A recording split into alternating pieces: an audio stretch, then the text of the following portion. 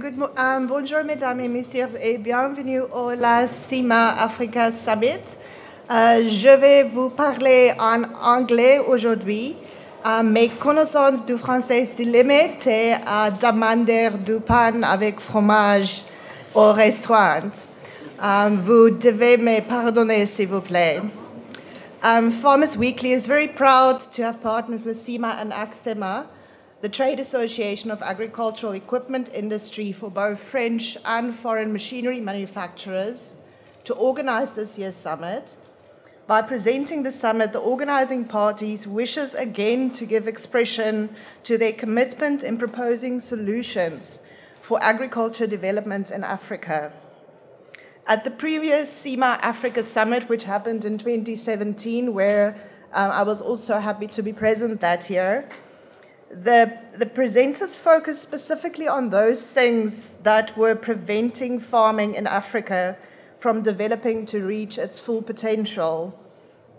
According to some of the presenters, farming on the continent was lagging behind the rest of the world in terms of mechanization, and they said there is an urgent need to reinforce institutional support for mechanization in line with developmental agendas for the continent and also in countries.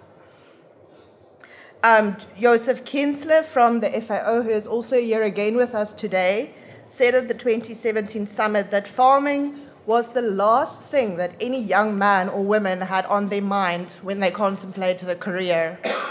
And this should not come as a surprise to us, because if you consider the fact that 85% of cultivation and farming in South Africa is still done by hand, really backbreaking work with very low efficiencies. And for most farmers in Africa, farming is still highly risky, practiced on a small scale and with such low productivity that it can hardly support the livelihoods of farmers and their families.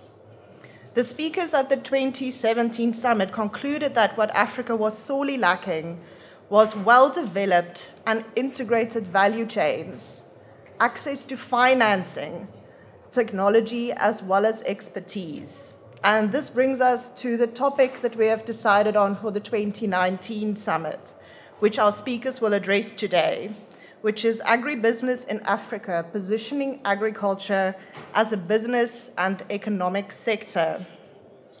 How do we turn agriculture in Africa around so that it is no longer just a means of survival for poor rural communities, but that it becomes a thriving industry that will drive Africa to become a world leader in food production and trade?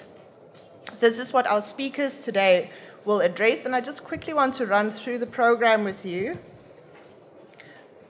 We will start with our keynote speaker, Dr. Langa SIMELA.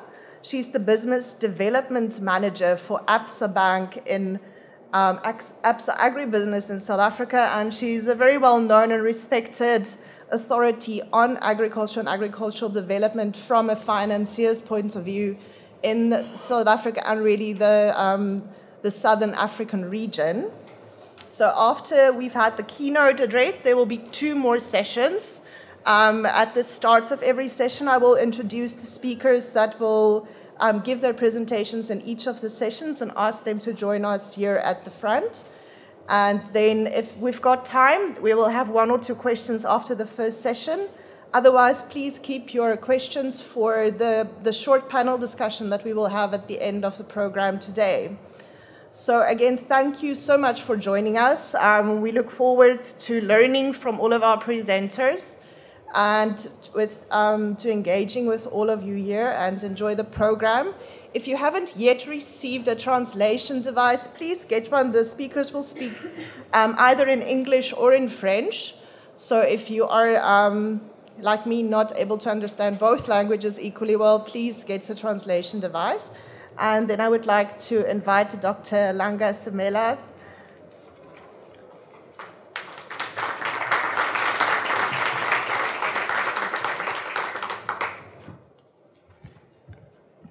Bonjour. And this is the beginning and end of my French. Good morning, ladies and gentlemen. Before I go ahead, thanks, Denene, and thanks to you and Farmers Weekly for supporting me to be here. And thanks a lot to ACO as well. and to SIMA for affording us this opportunity. I'll keep my trench coat on. I was saying to Mariana, where I come from in Pretoria, most likely this time of the day in winter, your clothes are off when you're outside, but when you're inside, you put on your coats and scarves back on, because all our houses are designed for summer. So they're nice and cool in summer, but extremely cold in winter. My talk to you today is really as part of this whole concept of technology to enhance small-scale farmers. I want to focus on the people component. So I'm really not going to deal with the technology side, the innovation side. I think we have a lot of expertise already in the room that will address that more eloquently than I ever can do. But I really just want to take you to who are we talking about when we talk about small-scale farmers in South Africa. And I'll take the liberty, if you allow me to start with my own story, growing up in rural Zimbabwe, which is where I came from. My two parents were teachers, but were quite busy small-scale farmers. And towards the end of the Liberation War, all schools and every other government facility or community facility was closed, so we were really dependent on agriculture, and we ate the produce from our farms. So these were the implements that we used: the mobile plow, for those that you know it, to prepare the land, the harrow to flatten the soil, the planter, which could apply fertilizer and seed simultaneously, the cultivator for removing weed, and then the scotch cut to take the crop from the field to the homestead. And once the crop was harvested, we put it in these racks after removing the husk, and then into these granaries. That's where we store the crop. And then when you need it for either household consumption for sale, you take it out of the granary, you winnow the grains, and then you put them in usually hasten bags and off to the market. So that's what the technology that we used back then, and that's what worked for us as small-scale farmers. And then I just wanted to give a general overview of small-scale farming in South Africa, where I now work. This is drawn from two databases. One is from a grain-producing organization called Grain SA. Basically, their members, 90% of those are subsistence farmers on communal land, and then you have 6% what they call smallholder farmers, generally doing less than 100 hectares. Okay, South Africa is a pretty semi-arid area. Our rainfall there is about, on average, 500 milliliters per year. So 100 hectares is small for grain production. And then they have what they call potential to commercialize, that's 3% of their database. With those ones would do between 100 and 200 hectares. And then their commercial smallholder farmers do over 200 hectares, maybe up to 2,000. And remember, I'm still talking small scale, I'm not talking large scale. Our large scale commercial farmers do way more than that. They do hectares into the thousands of hectares. So within that subsistence group, you have very small farmers that are doing less than a hectare of maize. And they sell about 15% of their produce. Most of their income ranges from grants and wages. And the most important thing about that group is, given pathways to exit farming or grow into farming, the majority will probably exit farming. But you've also got a few that will actually grow into commercial farming given an opportunity. So it is a heterogeneous group. They're not all just farming or farmers per se. They're doing it as a livelihood component. And I think that's a very strong component in most African countries. We need to produce what we eat, and then we sell the excess to the market. And still within that 90% that I'm talking about, a few of them are actually on 4.8 hectares of land, and they sell the majority of their crop. And those are the guys that really, given an opportunity, can expand. And then I've addressed what we call the developing commercial farmers, who they're either on owned land, which is land that they own, or land that they lease from the state, or on communal land. And some of them actually hold combinations of land ownership. And they range from about 30 hectares on. So that's the commercial developing sector. The whole reason really I keep emphasizing this is to show that it is a heterogeneous group of farmers. You can't just say small-scale farmers and have one picture of who those people are. So my experience with small-scale farmers in South Africa is that in the 1970s, they basically did away with ox-drawn equipment, as I was showing you before. The government back then brought in tractors and tractor-drawn implements, and that's where the farming, how farming was done. With time, the government provided services sort of fell away or became inadequate. So vast areas of land currently lie fallow. But as they say, necessity is the mother of invention. So people have not sat back and said, all right, well, a lot of them have, but some have not sat back. We have a saying in Afrikaans in South Africa that says, "Boere maak 'n plan." In other words, you improvise to solve your own problems. And here I would like to really highlight one farmer in South Africa. His name is Chris Josef van Rensburg. He, trying to solve his own problem, has started developing a whole host of equipment to solve for smallholder farming. His story started, he says, that when he had to replant in his own field. So he had gone through with his tractor drone implements and done that, but the germination was terrible. So he had to replant, and he says he's one of those meticulous people that doesn't like to waste anything. So instead of replowing the whole land, he went in to fill the gaps. So he says he was working with his workers, digging, where the gaps are and filling in the gaps. And he says by midday, your back is so sore, you don't want to come back to the fields. So that's when he developed a piece of equipment that enabled them to replant in that area, in the gaps, whilst upright. And that started to sell, just not with him and other commercial farmers, but also for your smallholder farmers who were using hoes and basic implements to plant their fields. So with that, he went on to develop other equipments. Here is a fertilizer applicator. I hope the pictures are clear enough, and that's what you get. And this is a manned drone planter. He's also developed one that's drawn by tractor. So he's developed a whole host of equipment for smallholder farmers. And if you may, please do watch his TED Talk on YouTube. I've got the YouTube link there. Do watch that. It's quite fascinating on what has been done. So that's what I'm trying to show again, that this was people had a problem, the people had to find a solution that solves for their own problems, and it's working, and he's now selling all this equipment across Africa, and he says he's the next John Deere of Africa. We also have a number of interventions by our producer organizations. I've told you about an organization called GRAIN SA, but the important thing is they work with partners and they work with the communities to develop solutions for those communities. So what we've had now is we've had communities that were producing less than a ton per hectare, the communities that I was showing you earlier. And some of them now have grown to more than 5 tons a hectare. The next solution is, how do we find storage for that grain? How do we link that grain to that market? But it was through these partnerships, through identifying the problems with the people, that we were able to find the solutions. My third example of what has been done in South Africa is a community in Taung. That's northwestern part of South Africa, a very dry area. The average rainfall there is about 318 kilometers. But there's a whole host of a community with 3,000 hectares of land. Now, they say in the former homeland government, their premier back then put up irrigation equipment. So you have this center pivot covering about 40 hectares of land.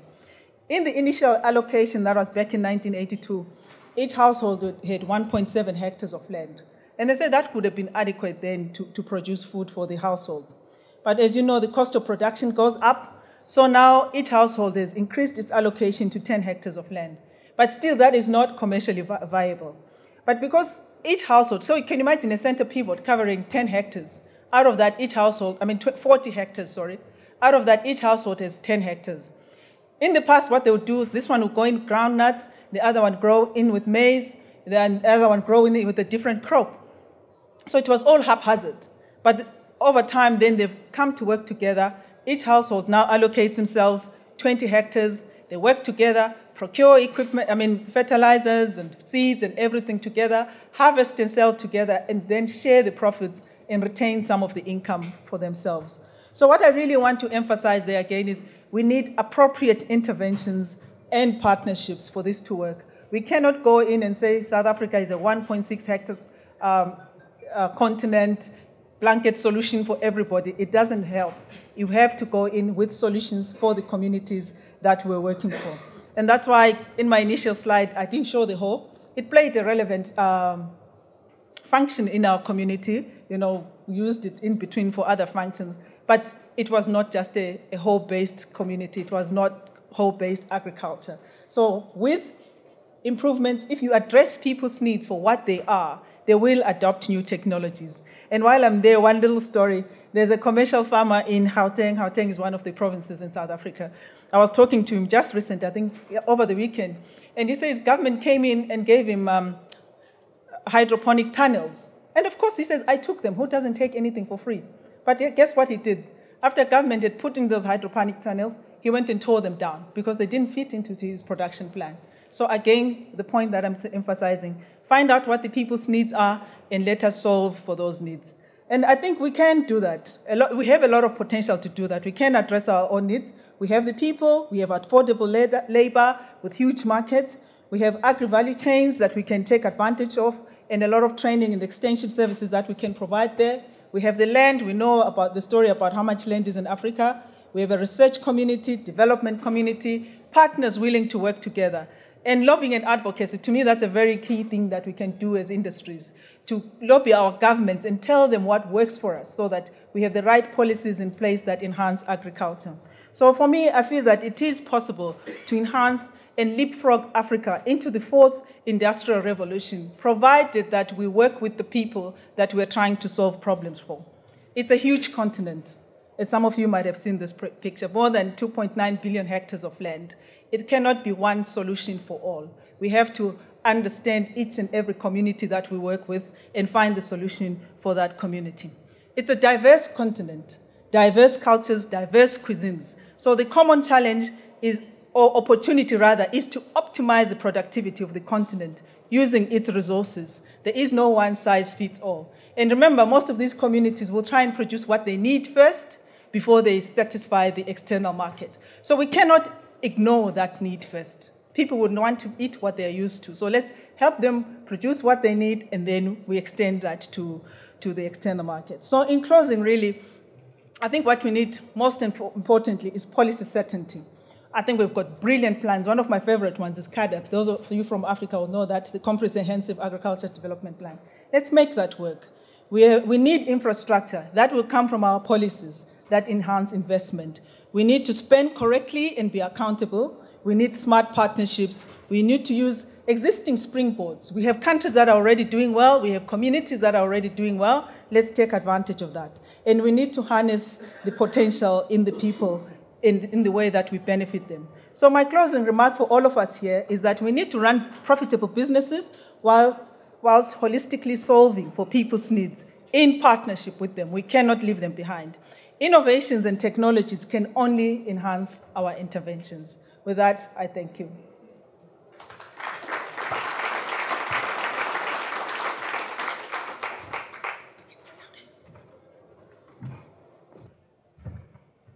Yeah, good morning, ladies and gentlemen. My name is Benard NGWENE. I work for ACO Corporation. I'm based in our Johannesburg, so headquarters for Africa, Johannesburg office. And I'm an agronomist, and so I work across Africa trying to realize ACO's vision for Africa in fighting hunger. I'll be talking on scaling up agricultural productivity through technology and mechanization. For a start, I would like to just remind us on the present situation. This is the 2018 Global Hunger Index by sovereignty. And I think most of us are familiar with this picture. Africa looks very colorful, but not the kind of colorful we are happy about, because this colorful, or these colors represent people dying of hunger or children developing very poorly because of malnutrition. So it's not a nice colors as colorful is usually good. And it has been like that for a few decades, and it will not change tomorrow, except we make some drastic transformation in the production systems. It is rather looking or going worse if we consider the population growth in Africa. I mean, it's projected that by 2050, the population would have doubled, or slightly even more than doubled. And this is not a good story following the trend of things, concerning food security up till now. Let's just look at some figures on food production globally. This is how, this is the picture for maize last year. Maize is one very important crop in Africa. It's like a staple for most sub-Saharan countries. And as you can see, there's a bit of production, significant production we are talking about in South Africa and some bits East Africa, Nigeria, maybe Tunisia or Egypt. Otherwise, it's not there. And this is one of the easiest crops to grow. This is what most people are used to eating. And most often, governments intervene by importing even maize from other places. Next, which I'm interested in is soybean production. You don't find it in Africa. It's, and it's no doubt that even poultry is almost entirely imported because the main ingredients for poultry is the feed. Maybe 75% of the running cost of a poultry goes to feed. If we don't produce that feed, then of course the industry is not there.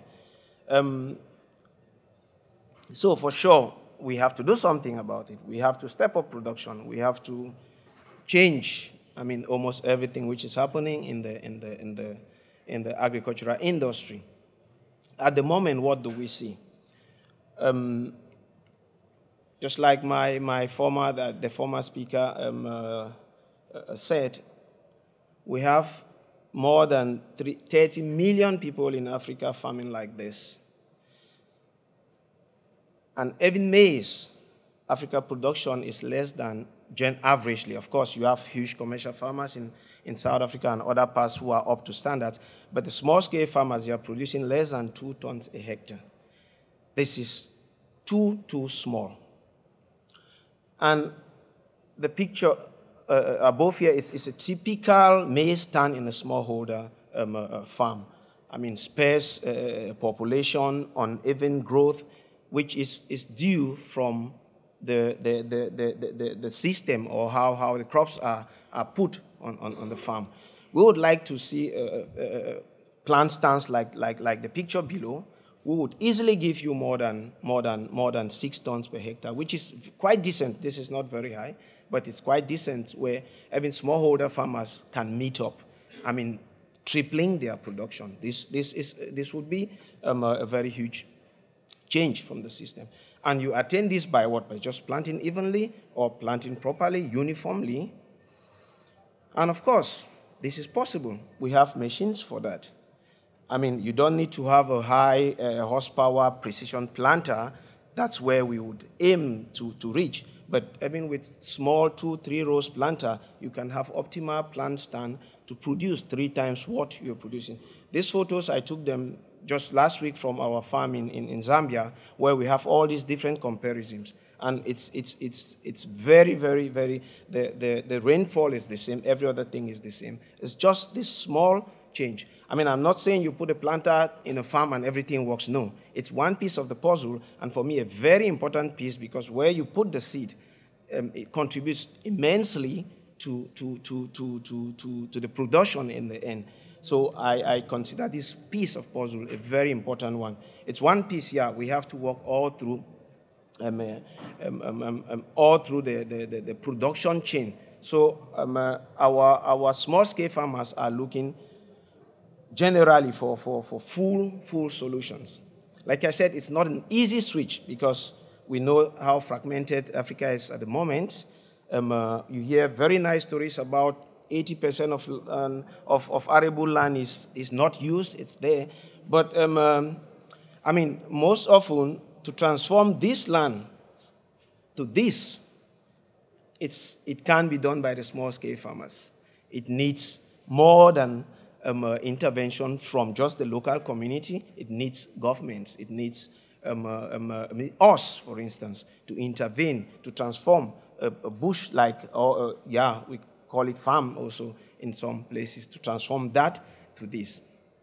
And of course, the world is not coming to an end. There are already some initiatives that are trying to unlock this potential. A few years ago, African governments committed to put about 10% of government spending to agriculture. We are far from getting there, but at least a few countries are there. We have quite some public sector interventions. private sector and, I mean, both national and multinational who are doing something towards mechanizing or encouraging mechanization in Africa. And of course, companies like where I worked, ACO. We are one of the players engineering food security in Africa. And ACO, just for a glance, is the guy behind all these big names, which I'm sure everybody here knows: Challenger, Fendt, Massey Ferguson, Vatra. ACO is also with GSI on storage, on seeds, grains, and also in the poultry business with Sea Line. ACO have an African organization where I'm based, and we have these three customer segments where we focus. For today's talk, I mean, I am focusing more on the smallholder farmers. Of course, we also try to put up new solutions for commercial farmers, as well as the notion of agri-park, which is also huge mechanization centers. I mean, a mechanization, a possibility for agriculture, which is also one of the sectors that we are working on lately. For the small-scale farmers, we came up with these beautiful solutions to set up smart agricultural mechanization centers run by contractors who provide mechanization services to farmers. And this is in huge demand in many African countries. I mean, we have the experience. We put up this after experimenting for 2 or 3 years with local farmers and population. This product was launched last month in the Green Week in Berlin, for those of you who were there, with our CEO and the Minister Müller, Minister of Agriculture of Germany. And what is it basically?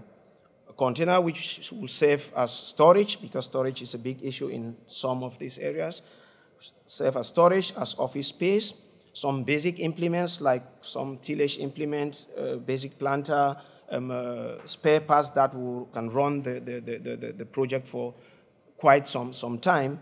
And of course, most importantly, the fuse technology that connects this box to our office in Zambia, from where they get support. So they are not left alone. They are supported from our Zambia installation, so that we can monitor how good or the performance of the tractors and to keep them more sustainable. And of course, to make business for the contractors. Yeah, with this, I come to the end of my talk. Thank you for your attention.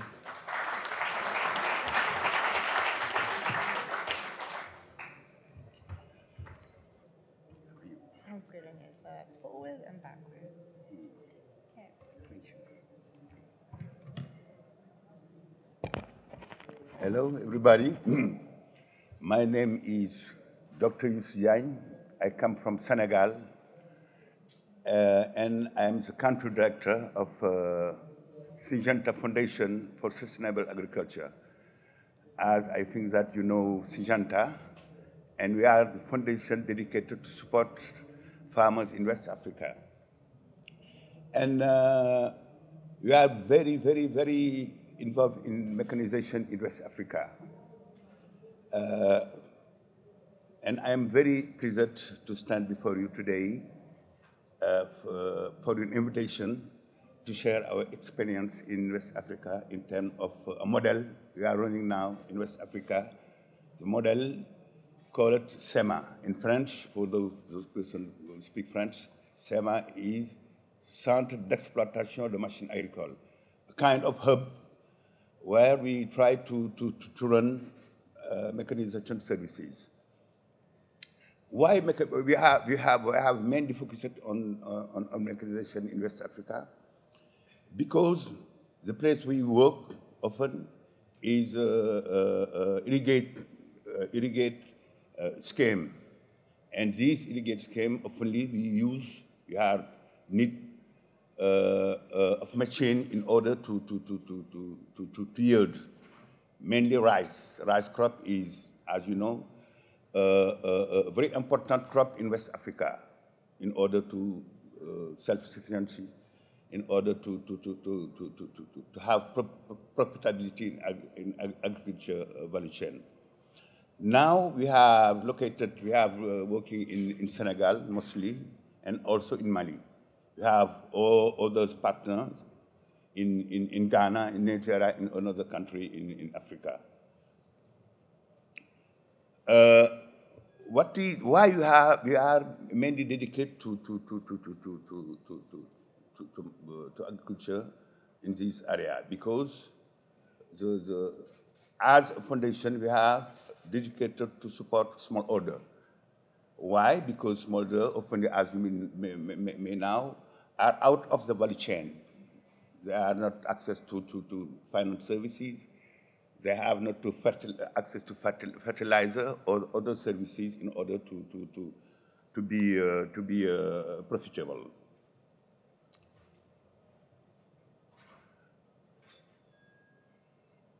And also to add that, mechanization is a huge problem in this country. Not only provision in terms of machine, also in terms of port-sale services, mainly in terms of spare parts. Although now we are facing this kind of problem. That's why we have designed this model of what we call SIMA. And through this model, our commitment is mainly as our mission to support small orders, in order to alleviate their hard condition of life. And our work is focused on to link, to support mainly pre-commercial small orders. Is one of our commitment. The other commitment is to see how to link output and output market for these small orders. And although we are not a bank as an organization, our engagement, our commitment is just to link, to facilitate the relationship between the market and input market. And another commitment, our prerequisite in terms of supporting small order is to start small. We start small in order to scale. And we have also to work in terms of partnership.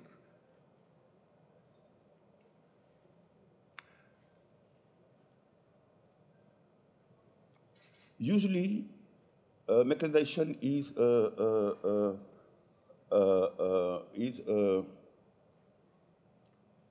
big issue in West Africa. Why?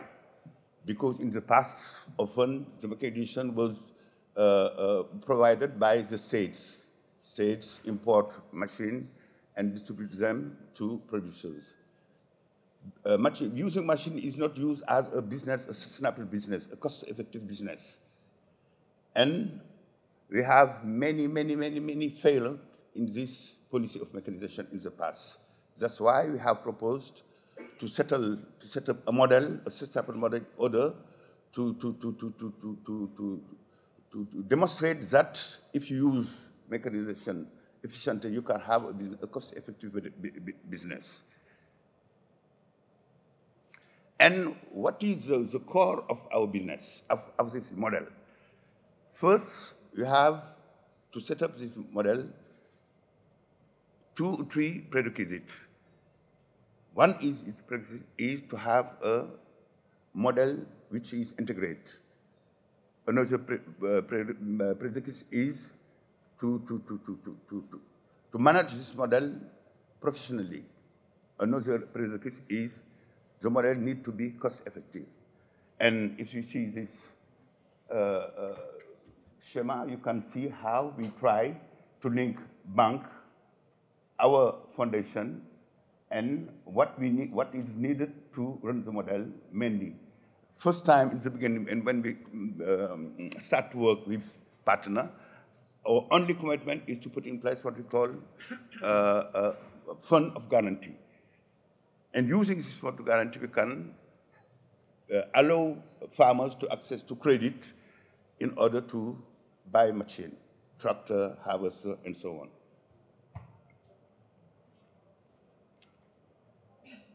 Denene says me to go fast, but we need also, to operate this model, to have standard, some standard and some norm in order to start it. The service, mechanism service need to be calibrated. What kind of service you offer? Is this service cost effective or no? You need to link with the bank in order to access to fund guarantees, as I said now. You need to start the infrastructure, what we call hangar in French, and also you need to have a manual of procedure, what we call manual operation. You need to support in terms of training the manager, conductor, and other workers in the SIMA. And you need also to have trained in good agricultural practice. This is a commitment. You need also to have some device in terms of new technology in order to scale.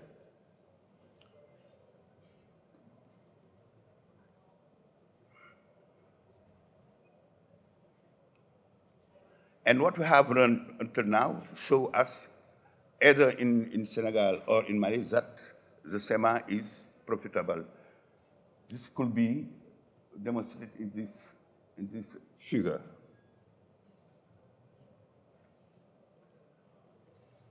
And now, how SIMA can operate in following our experience in this area. You can see that the number of SIMA and the number of farmers, and also hectareage in terms of certificate as grows significantly. Now the lesson now. What we have learned from this model is the SIMA could be designed by farmers, aggregators, or private mechanic service provider. SIMA need to be independent. You need to be fund in terms of guarantee fund, and you need to have a standard operating process. And also, what kind of partners you need you need 3 categories of partner: market, public non-profit organization, and finance. And this SIMA could see this. And now presently, both in Mali and Senegal, we have some partner we are running this model, like CTA, CTA, or the bank, or another organization. Thank you for this quick presentation. So I am here in order to give you additional information if needed, or to share another experience from these 2 countries. Thank you very much.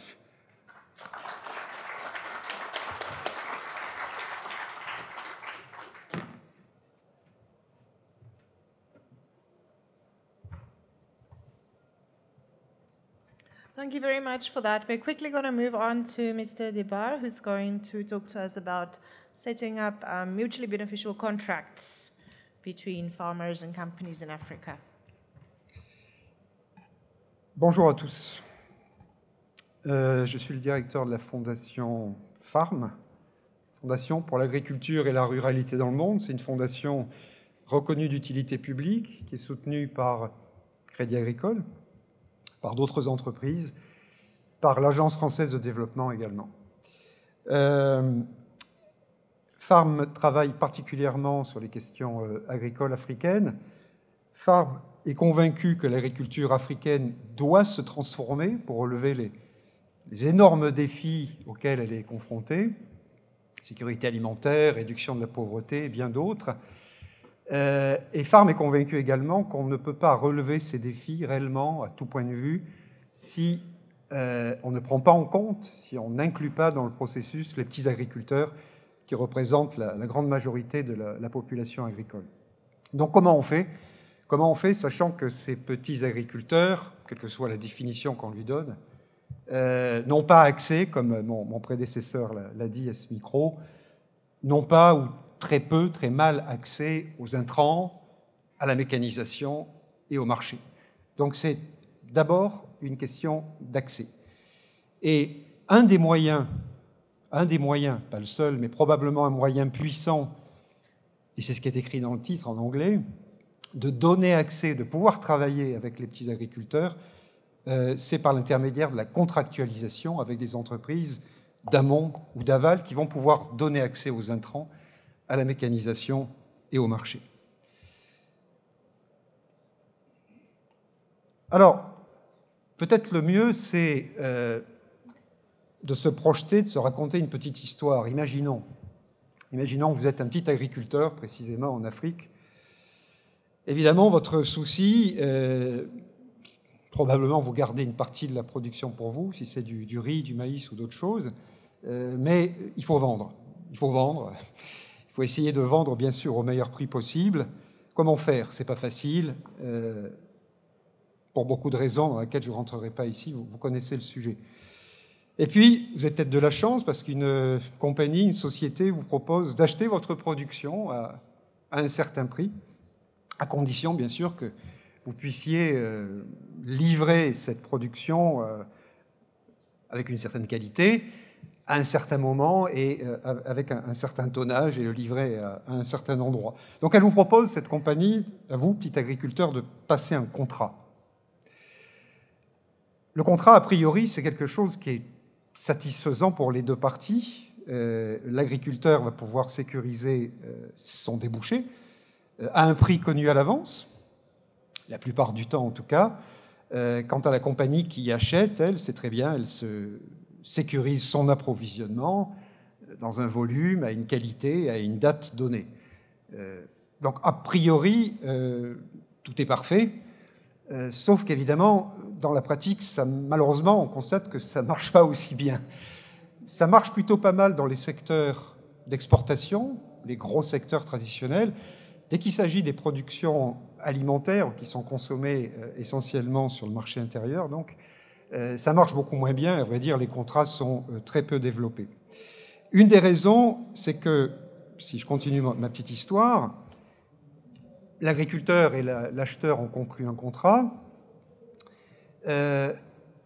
Mettons que ce contrat soit conclu avant même que la récolte arrive, on trouve des différents cas de figure. Arrive donc la moisson, et puis, comme ça se produit un petit peu dans les deux sens, vers le haut et vers le bas, mais prenons l'exemple selon lequel le prix de marché va monter au-dessus du prix qui a été conclu au moment du contrat, eh bien, tout simplement, et ce n'est pas très surprenant, le petit agriculteur va préférer vendre à un meilleur prix à un autre acheteur. Autrement dit, il ne va pas respecter le contrat. Alors, que fait la société? Que peut faire la société, la compagnie qui achète?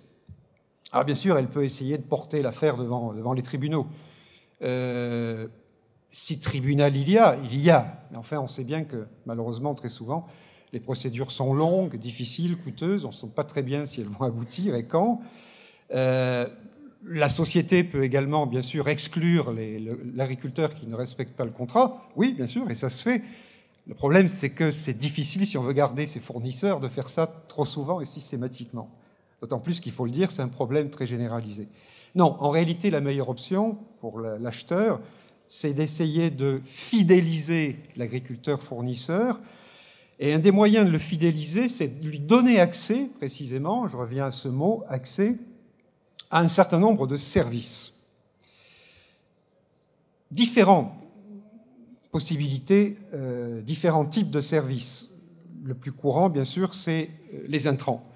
Et de fait, on constate que beaucoup de contrats, en réalité, s'assortissent de la fourniture d'intrants à crédit, lesquels vont être remboursés en nature par l'agriculteur lorsqu'il livre sa récolte. Mais il y a bien d'autres services. L'assistant technique, le fait de fournir à l'agriculteur qui signe un contrat une assurance climatique, Le fait, et ça nous intéresse particulièrement ici, de pouvoir fournir des prestations en service de mécanisation aux agriculteurs, aux groupes d'agriculteurs qui ont signé le contrat avec l'acheteur, et bien d'autres formules. En fait, les idées ne manquent pas pour ajouter à ces services. Il y a d'autres options. La compagnie peut très bien proposer d'acheter une certaine quantité à un certain moment, mais sans fixer de prix. On trouve ces exemples où, finalement, on demande simplement à l'agriculteur qui signe le contrat de faire la première offre à la compagnie. Et quant au prix, c'est le prix de marché au moment où la récolte a lieu. Il y a la possibilité pour la compagnie de payer un complément de prix en fin de campagne aux producteurs si les prix ont monté.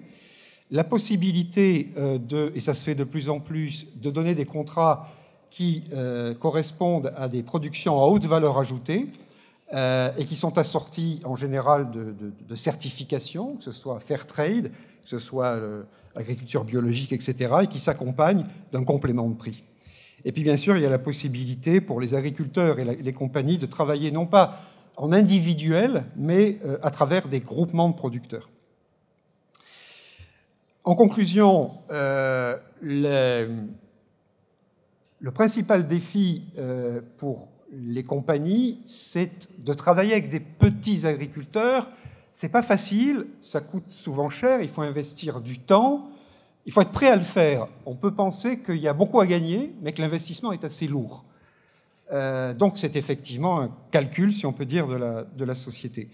Ce que je ferai remarquer, ça me semble important dans le contexte politique, c'est que ce que je vous présente de manière évidemment extrêmement résumée correspond aussi à un défi politique.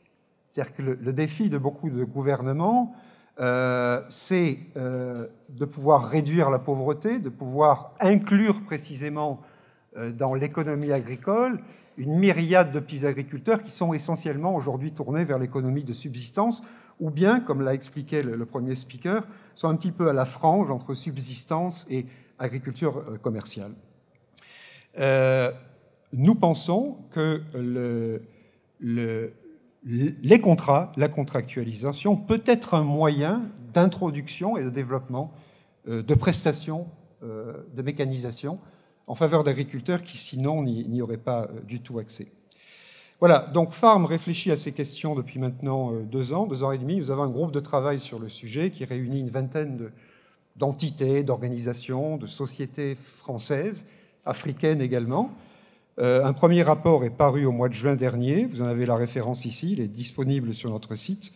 N'hésitez pas à nous contacter si ça vous intéresse, si le groupe de travail est quelque chose qui vous intéresse, on peut bien sûr tout à fait en discuter. Merci.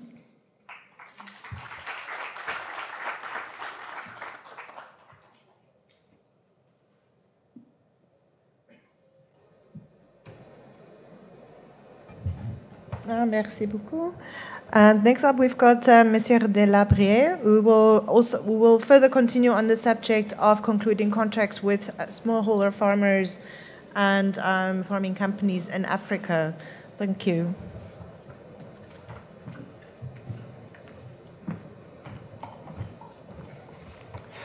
Bonjour, good morning.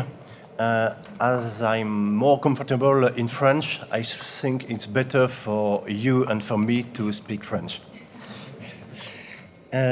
Bonjour, je suis Antoine Delabrière, avocat au barreau de Paris. Notre cabinet est un cabinet de droit des affaires qui intervient depuis maintenant une vingtaine d'années sur l'Afrique, essentiellement francophone, pour accompagner des entreprises ou bien africaines ou bien étrangères qui vont travailler en Afrique ou vers l'Afrique. Il m'a été demandé aujourd'hui de vous proposer un panorama rapide des défis que représentent la rédaction et la mise en œuvre des contrats de vente de machines agricoles. Et je vais essayer de m'y employer dans le temps qui m'est imparti en faisant observer que certaines règles sont très générales à tous les contrats de vente, que ce soit des machines agricoles ou pas, et que d'autres seront plus particuliers au contrat de vente de machines agricoles. 3 parties, une question sur la forme des contrats, une question sur le fond des contrats, le contenu des contrats, et puis une 3e partie, moins joyeuse, mais qu'il faut évoquer, qui est celle des procès, le cas échéant, ou au moins des désaccords. De façon schématique, et d'autres intervenants vous l'ont exposé avec une carte qui est très parlante sur la taille de l'Afrique, l'Afrique se développe, va se développer encore plus vite, et ses besoins, que ce soit ses besoins en énergie, en nourriture ou en services, avec une classe moyenne qui va se développer, ne vont cesser de s'accroître. Et pour les fournisseurs de matériel agricole que vous êtes peut-être, ou pour les exploitants ou les coopératives locales, eh bien, le besoin en matériel agricole va se développer pour avoir une agriculture toujours plus performante et pour pouvoir nourrir l'ensemble de la population africaine, voire à terme exporter. Les chiffres qui sont derrière moi parlent d'eux-mêmes et vous donnent une idée de la croissance potentielle que représente le marché des matériels agricoles, qu'il s'agisse des tracteurs ou des appareils qui vont avec, mais aussi de matériel d'irrigation ou encore de matériel pour l'élevage du bétail. Quelques précautions à prendre vous concernant les acteurs économiques de ce secteur en matière de vente de machines agricoles et quelques recommandations d'abord sur la forme. Notre expérience fait que de manière trop fréquente, eh bien, on va vous contacter, si vous êtes le vendeur, pour vendre l'une de vos machines, l'un de vos équipements ou rendre une prestation de service. Et comme vous vous êtes rencontrés dans un salon comme celui-ci, que vous avez trouvé la personne sympathique, eh bien, votre accord et votre volonté de contracter vont se matérialiser par des échanges d'emails. C'est le premier point sur lequel je voudrais venir. Et le problème de ces échanges d'emails, c'est que pour un juriste, eh bien, c'est la source des problèmes. On parle par des emails de manière très informelle et on ne va pas forcément se parler du fond des choses, on ne va pas forcément développer son besoin, d'une part comme de l'autre, et parler d'une commande de matériel, a fortiori de machines qui peuvent être techniques ou d'installations qui peuvent être techniques par email, est à mon sens le début des problèmes. Alors pour les vendeurs comme pour les acquéreurs, ce qui est plus sécurisant, c'est de partir d'un devis ou une proposition commerciale. Et cette proposition va être l'occasion pour l'autre partie de dire « j'ai bien vu votre devis, mais ça et ça, il faut le modifier, ça ne correspond pas à ma demande ». Et là, un véritable échange plus technique va s'instaurer entre les parties et à la fin, eh bien, il y aura normalement une acceptation sur cette proposition commerciale qui peut être par exemple un devis. Troisième type d'accord possible sur la forme, c'est rédiger un contrat formel. Alors le contrat formel, on va souvent le rencontrer dans les gros marchés parce que les parties sont peut-être habituées à ce type de contrat et on va avoir effectivement une véritable négociation, souvent avec des juristes, où l'ensemble des clauses eh bien, vont être déterminées et c'est évidemment ce qui est le plus rassurant, j'y viendrai tout à l'heure, mais l'un des aspects qui souvent se révèle au moment de la négociation du contrat, c'est un point qui peut vous paraître évident, mais c'est l'identité de votre contractant. C'est-à-dire que si vous êtes le vendeur, qui va vous acheter votre machine, qui va vous acheter votre prestation? Parfois, si c'est un revendeur, c'est relativement simple, vous savez qui il est. Mais si c'est un exploitant, si c'est une communauté d'exploitants, une communauté villageoise, qui n'a pas forcément de personnalité morale, qui existe localement et qui est importante, mais qui juridiquement n'a pas d'existence, si c'est une coopérative ou si c'est encore un centre public ou parapublic, eh bien vous n'allez pas déterminer la personnalité de votre co-contractant et juridiquement cela peut avoir des implications puisque typiquement si vous êtes avec un partenaire parapublic ou public, eh bien vous tombez sous le coup des règles des marchés publics et votre contrat ne doit pas être négocié de la même manière et potentiellement votre contrat, si beau soit-il et si rémunérateur soit-il, peut se retrouver quelques mois après frappé de nullité avec des conséquences économiques et juridiques importantes pour l'entreprise.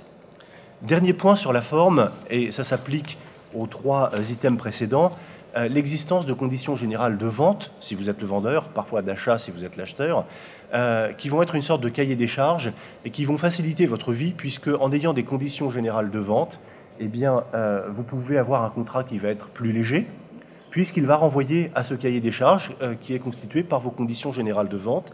Et c'est dans ces conditions générales de vente que vous pourrez déjà sécuriser une relation. Et même si c'est une relation par email, eh bien, vous pourrez faire accepter ces conditions générales de vente à votre co-contractant. Deuxième partie, une fois qu'on a réglé la forme, de quoi parlons-nous? Quel est le fond de votre contrat? Ce qui est intéressant, et là aussi la pratique nous l'enseigne, c'est qu'en matière de vente commerciale, le vendeur, et a fortiori si c'est un commercial, la première chose qu'il va voir, c'est son chiffre d'affaires, sa marge, la commission qu'il va dégager sur cette vente, et le vendeur, il est très content d'avoir vendu un matériel important ou une prestation importante. L'acquéreur, lui, de son côté, il va voir l'utilité qu'il va retirer de cette machine ou de cet équipement, et on se retrouve finalement à avoir dès le début un gap entre ce que le vendeur imagine et ce que l'acheteur, de son côté, imagine. Donc la première des choses à identifier, après l'identité du co-contractant dont je vous parlais tout à l'heure, c'est la description précise des machines ou des équipements avec leurs caractéristiques techniques. Et dans ces cas-là, il est souvent prudent de renvoyer dans votre contrat à des annexes, qui peuvent être des fiches descriptives, qui peuvent être des cahiers des charges techniques, qui vont vous assurer que vous parlez bien de la même chose. C'est la même chose pour le type de matériel, pour le nombre de matériel, ou lorsqu'il s'agit par exemple d'installation d'irrigation, eh bien qu'est-ce qui relève du matériel que vous allez vendre, qu'est-ce qui relève de la prestation de service que vous allez assurer pour installer, le cas échéant, ce matériel d'irrigation sur place. Deuxième point important, je dirais que c'est le nerf de la guerre, même si on s'en cache, l'accord sur le prix et sur les conditions de paiement. Quel est le prix de chaque marchandise? Quel est le prix de la marchandise ou des machines d'un côté et des services de l'autre? Quelles sont les conditions financières qui s'appliquent localement pour ces machines? Qui va payer les taxes, le cas échéant? Est-ce qu'il y a une TVA? Est-ce qu'il y a une retenue à la source? Est-ce qu'il y a des taxes douanières? Eh bien, tous ces éléments du prix vont être extrêmement importants, puisque pour le vendeur, ça peut représenter une baisse de sa marge considérable, et pour l'acquéreur, si on ne s'est pas mis d'accord, ça peut représenter un surcoût qui rend son projet irréalisable. Et il est important, évidemment, d'être bien d'accord sur les différents éléments du prix qui vont constituer le contrat. Troisième élément, la question, elle est liée en partie au coût, la question du transport et le cas échéant de l'application d'Incoterms.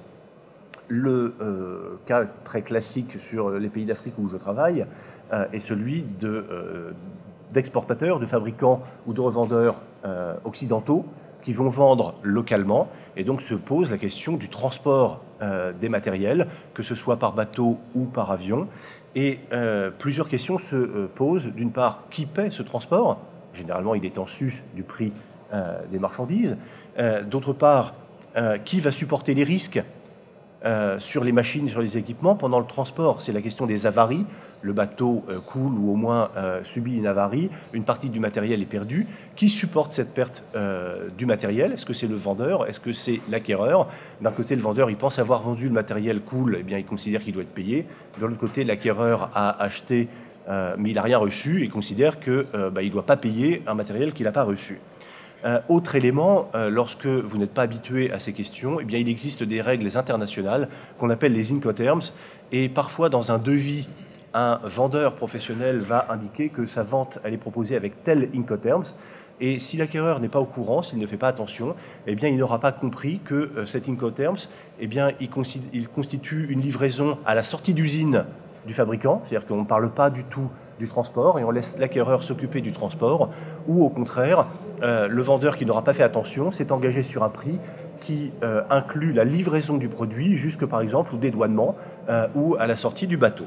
Ce sont des points qui sont très pratiques, très concrets et qui sont à la source d'énormément de contentieux quand les parties ne se sont pas comprises. Autre élément concernant le contenu du contrat, la question de la garantie contractuelle ou de la garantie légale et des services après-vente. Lorsque vous êtes un vendeur, eh bien, vous avez votre garantie contractuelle qui dépend de votre pays, mais vous pouvez aussi avoir une garantie locale qui s'applique. Vous pouvez avoir négocié le terme de votre garantie avec votre co-contractant.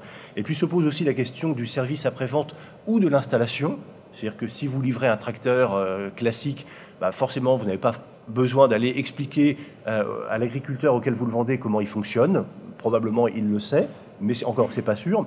En revanche, si vous vendez tout un système d'irrigation piloté à distance avec des systèmes de contrôle très perfectionnés, eh bien, vous avez à la fois l'installation même sur place, vous devez envoyer des équipes sur place le faire, et vous avez ensuite potentiellement un accompagnement contractuel. Eh bien, ces éléments doivent être chiffrés, doivent être encadrés, Et sur l'accompagnement contractuel et la mise en œuvre localement de vos matériels, eh bien, si vous envoyez du personnel dans un pays africain, eh bien, vous devez là aussi vous poser la question, non plus de la question de la vente, mais de la question du droit à ce personnel étranger à se trouver dans le pays africain concerné, sur votre obligation de payer le cas échéant des charges locales et de respecter des réglementations sur le travail des étrangers dans le pays concerné.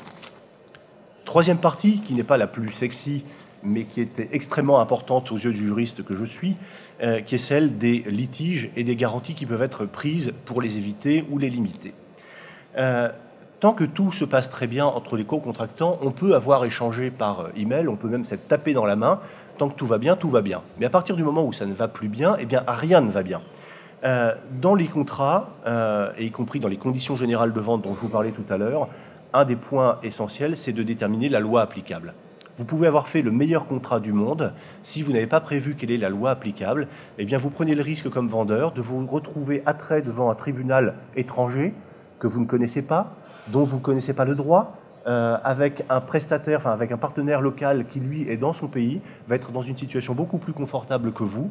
Et si vous n'avez pas prévu quelle est la loi applicable à ce contrat, eh bien, vous courez un grand risque. À l'inverse, et j'avais encore le cas hier sur un contrat international qui concerne l'Afrique, pour se protéger, un co-contractant italien a décidé que la loi française était applicable, sauf que son contrat prenait en considération pour partie de la sous-traitance. Et en droit français, eh bien, il y a une loi très protectrice des sous-traitants et il se retrouve avec un co-contractant africain à devoir appliquer une loi française sur la sous-traitance parce qu'il a trop voulu se protéger, il a mal choisi sa loi et aujourd'hui ça lui coûte très cher alors que pas un centime de son contrat n'est basé en France. Deuxième élément sur les litiges, la juridiction compétente. Au-delà du droit qui va s'appliquer, la juridiction qui va juger votre litige est importante. Et là encore, il peut être prudent de vouloir éviter la juridiction d'un État local que vous ne maîtrisez pas, a fortiori dans certains pays, et il faut l'admettre, où une certaine corruption peut exister. Il existe donc, et c'est le point suivant, des modes alternatifs de règlement, tels que la médiation, où un tiers va essayer d'accompagner les parties pour qu'elles trouvent entre elles une solution amiable, ou l'arbitrage, et qui, sur l'Afrique, peut relever ou bien de la Chambre de commerce internationale ou bien de l'arbitrage OHADA, qui regroupe 17 États d'Afrique, essentiellement francophones. Et à ce moment-là, ce sont des juges indépendants, non professionnels, qui vont statuer sur votre litige. Et l'élément intéressant est précisément leur indépendance. L'élément moins intéressant est le coût de l'arbitrage, qui est généralement un peu plus cher qu'un procès étatique. Je joins les deux derniers points qui sont l'existence de clauses de réserve de propriété ou l'existence de nantissement. Vous êtes un vendeur de matériel, vous n'avez pas prévu un paiement comptant dès la commande, avant la livraison, eh bien vous avez le droit d'assortir votre vente d'une clause de réserve de propriété qui fait que tant que vous ne serez pas payé de la totalité du prix, vous pouvez aller récupérer la machine, y compris en Afrique. Ça m'est arrivé typiquement sur des matériels Caterpillar au fin fond de la forêt gabonaise. Eh bien on récupère le matériel et il vaut évidemment plus le prix qu'on espérait, mais on le récupère. Ou encore prendre des nantissements, c'est-à-dire qu'on va publier à l'équivalent du tribunal de commerce le fait qu'on a une garantie sur ce matériel, ce qui veut dire que votre acquéreur ne pourra pas revendre ce matériel sans que le prix vous soit payé par préférence. Voilà en quelques mots les éléments sur lesquels je souhaitais attirer votre attention et je vous remercie de m'avoir écouté.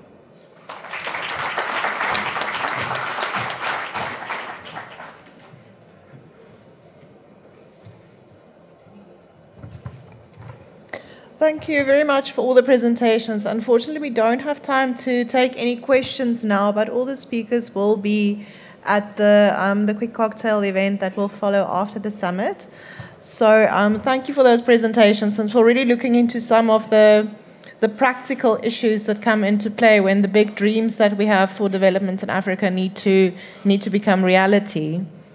Then you are welcome to go take your seats. Thank you.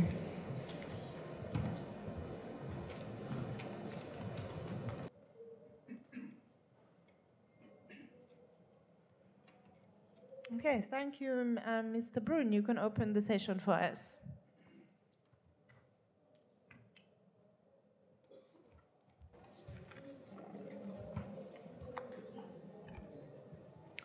Bonjour à toutes et bonjour à tous. Donc je m'appelle Matthieu BRUN. Je travaille comme consultant pour le club Demeter, qui est un un écosystème du secteur agricole et agroalimentaire français, où on réfléchit aux longues questions, on essaye de voir loin, voir large, et de décloisonner les enjeux de l'agriculture aujourd'hui en France, en Europe et dans le monde. Je voudrais remercier bien entendu AXEMA et SIMA pour leur invitation aujourd'hui à prendre part au débat aux côtés de collègues et de brillants spécialistes de la question de la mécanisation et du développement agricole en Afrique. On m'a demandé de faire cette présentation en anglais, donc je vais me tenir à ce qu'on m'a demandé, mais je serais ravi d'échanger avec vous par la suite en français ou en anglais. So Africa is plural. So is its agriculture, and it is rather difficult to cover the whole continent and its very different agricultures in 10 minutes. It's quite a challenge. But what I would actually like to share with you today is a few ideas on the potential of agriculture in Africa and the current trends and the challenges they pose to the sector and to policy making. As I told you in French, the speakers today covered the issue of how to raise yields and how to develop agriculture in Africa. First, I'd like to start, let's say, with my personal history too. I'm 32, and I grew up in the first, let's say, 10 to 50 years of my life with images of a poor African continent exposed to food insecurity, violence, and wars. But then, let's say, for the last 20 years of my life, Africa's narrative radically changed. We are now very much Afro-optimists, and we have all the reasons to be optimistic for Africa and its agriculture.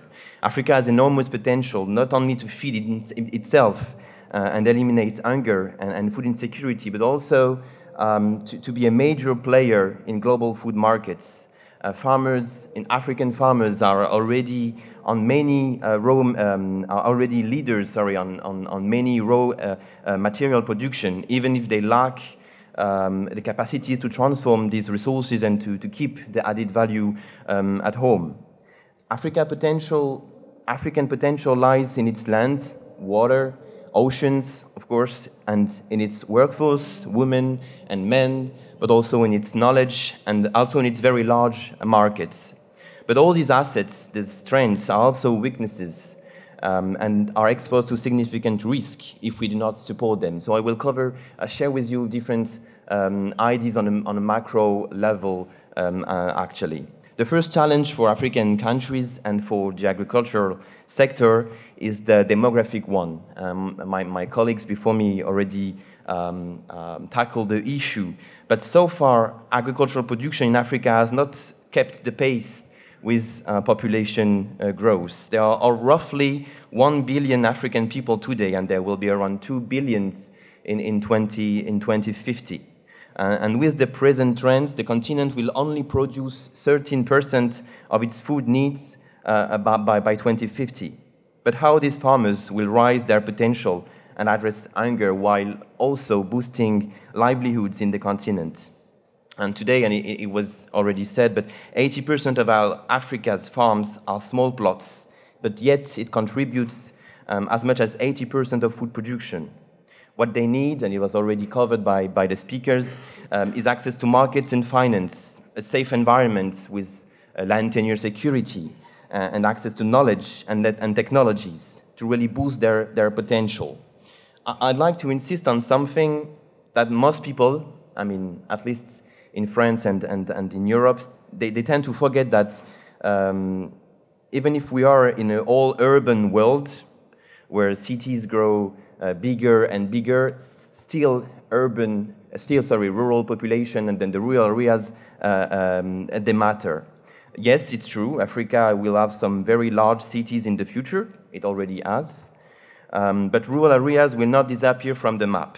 In Africa, there will be more and more people living in rural areas in sub-Saharan Africa, and they will grow from 440 to 750 million between 2000 and 2030, which is a huge gap. Those who will be living in rural areas are a key component to achieve the transformation of this agriculture.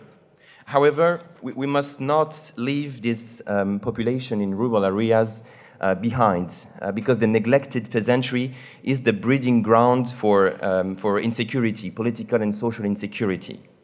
If the urban population is able to overthrow a regime, those left behind in rural areas without the means to live their life decently tend to voice their concern. They tend to mobilize themselves, and in some cases they integrate movements such as Boko Haram, that has benefited, among other things, of course, the misery that prevailed in the countryside of North Nigeria. Ultimately, it weakens the state and society, and also the sustainable transition. I'm not saying that urbanization is not a key challenge in the future for Africa and its agriculture. Urbanization will be one of the major challenges in the future, drawing the outlines of a really new geography of African agricultural productive areas. For instance, while in the cities large markets are losing weight, short circuits are gaining ground in peri-urban areas through neighborhood markets. Urban agriculture has emerged and is an important variable in the food and agricultural equation in the continent. For example, in the capital of the Democratic Republic of the Congo, in Kinshasa, markets gardening activities offer a real response to both to local demand and to urban employment crisis. However, it raises huge challenges, especially in terms of health, the health risks associated with this agriculture, because these areas of production are located near major urban communication routes, and crops are exposed to pollution or lead contamination from cars and the traffic. Urban agriculture in Africa is a way to answer the issue of the lack of interaccessibility between the production basins and the places of consumption. The low density of rural roads penalizes the commercialization of surpluses and blocks, also a possible sustainable intensification of agriculture. The African countryside is thus suffering from what is commonly known as enclavement. Only 25% of rural people have access to markets within 2 hours. There should be tremendous efforts and investment in logistics in many countries in Africa. And only 60% of sub-Saharan Africa roads are paved. But once again, no one should be left behind, even if some areas have already a huge potential for development. I keep repeating this, but no one should be left behind, because there is a new geography of production in Africa. One of Africa's major strengths in agriculture lies on its resources, especially land and water. But these resources are not distributed evenly across the continent. Natural wealth is unevenly distributed in Africa. The continent has substantial arable land, but 60% of which are concentrated in 7 countries. It is the same with water resources. The Central African region contains almost 50% of the continent's water resources, and less than 20% of its population. The struggle for land and water have in the past caused major political problems, and the management of transboundary natural resources, such as water, as well as the inequitable distribution of these resources, have a great potential for conflict. And they are really political and not only technical issues. And there are numerous examples. I'm sure you know many of them, but we can think of the long-lasting hydro-hegemony of Egypt over the Nile waters, challenged today by Ethiopia, but also the conflicts between pastoralists and farmers in the Sahel, the management of Lake Chad's water, the land reform in Southern Africa, and so on and so forth. I wanted also to pinpoint the fact that Africa will be at the center of a new geopolitical struggle for land and resources. We can think about China and the new Silk Road program. China is also trying to secure its food and agricultural supplies, and you are already, of course, aware of how Africa is at the center of many greed. Climate change is also a really important issue for Africa because 75% of Africa's soil is degraded, costing African countries up to 10% of their GDP. And climate change, of course, has widespread impacts and causes major shocks, especially on small farmers. I'd like to conclude very briefly to leave space for the discussion. On the issue of the coexistence of agricultural models, because there is a huge need for political involvement, investment, of course, and also public policies to support the development of agriculture, the sustainable development of agriculture. There are many agricultural models in Africa, from Ethiopia to Benin, from South Africa to Egypt, many forms of agriculture, from family farming to business agriculture. It's certain that all these models must be accompanied through changes and transition. Once again, no one should be left behind, otherwise there would be conflicts and instability, because these resources, land and water, are unevenly distributed, and we can't just focus on one productive areas and leave the other one behind. African agriculture is very vast, and there is a need for a large array of investment. And to conclude, the answer to all the challenges I very briefly describe are not only technical. We've been talking a lot about techniques, but I'd say that everything is also political. And they are political issues. Political because we need to think and to build a sustainable transition for farmers and societies. And I guess the best placed to respond to these challenges are the Africans themselves. Thank you very much.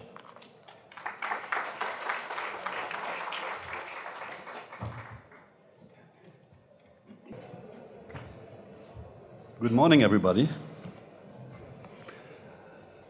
Great to see so many people in this room, and I really want to thank AXEMA and SIMA for inviting me a second time after 2017. I am from the FAO, the Food and Agriculture Organization of the United Nations. By nature, we're working normally with governments. Basically, we work with all African governments, mainly with the Ministries of Agriculture, but also Ministry of Environment, Ministries of Industries. But it's so important to be here where the private sector business community is together, because the mechanization is a business where we cannot do public sector and UN and cannot do this alone. It's a private sector business, and that is the topic of today. And I try to contribute a little bit with the so-called enabling environment. What has to be in place to make it happen? And many things have been said, and now I'll try to find the right button. Yeah, I think it's this one. Oh. Okay. It was mentioned, the smallholders. Yes, they are there, and they really suffer from this low productivity that is unacceptable in the year 2019. It is a reason why the youth is running away, and we know that in Europe they have arrived, they are coming up, and being in Italy, we know it even more. Our coasts are now closed.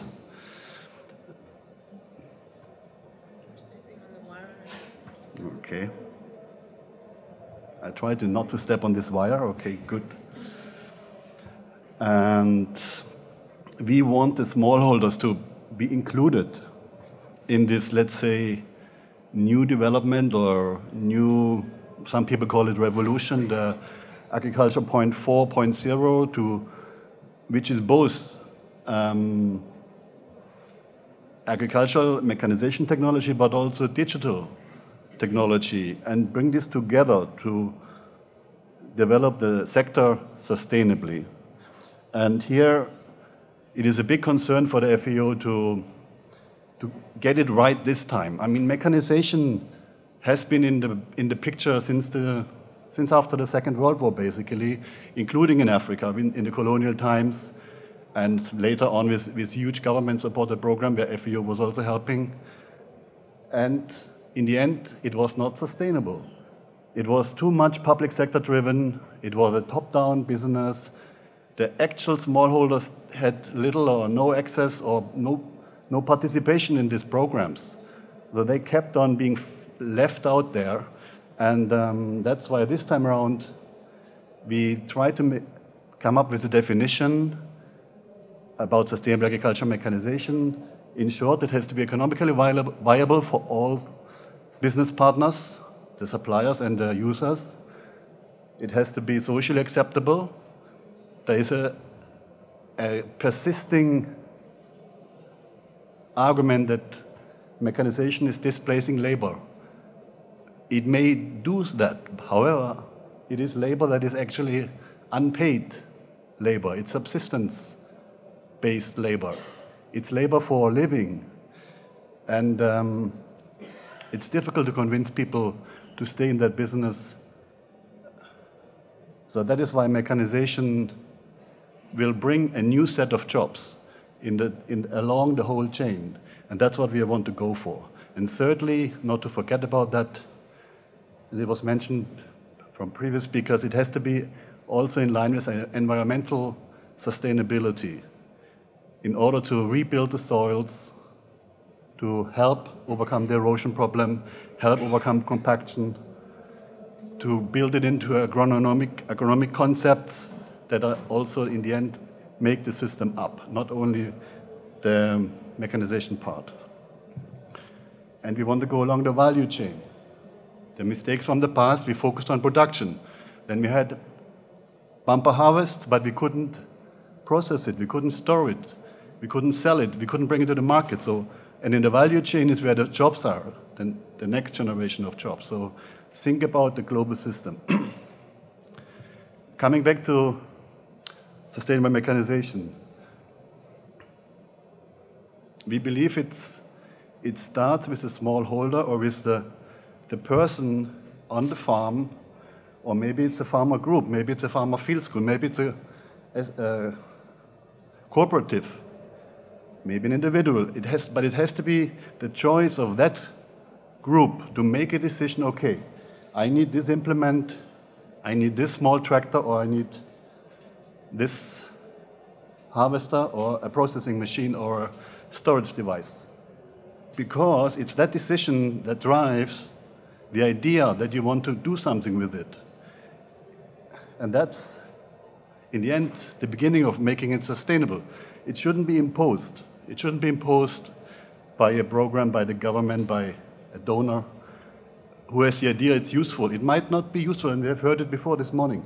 It has to be, the choice has to come from the user who wants to make the decision to actually get it.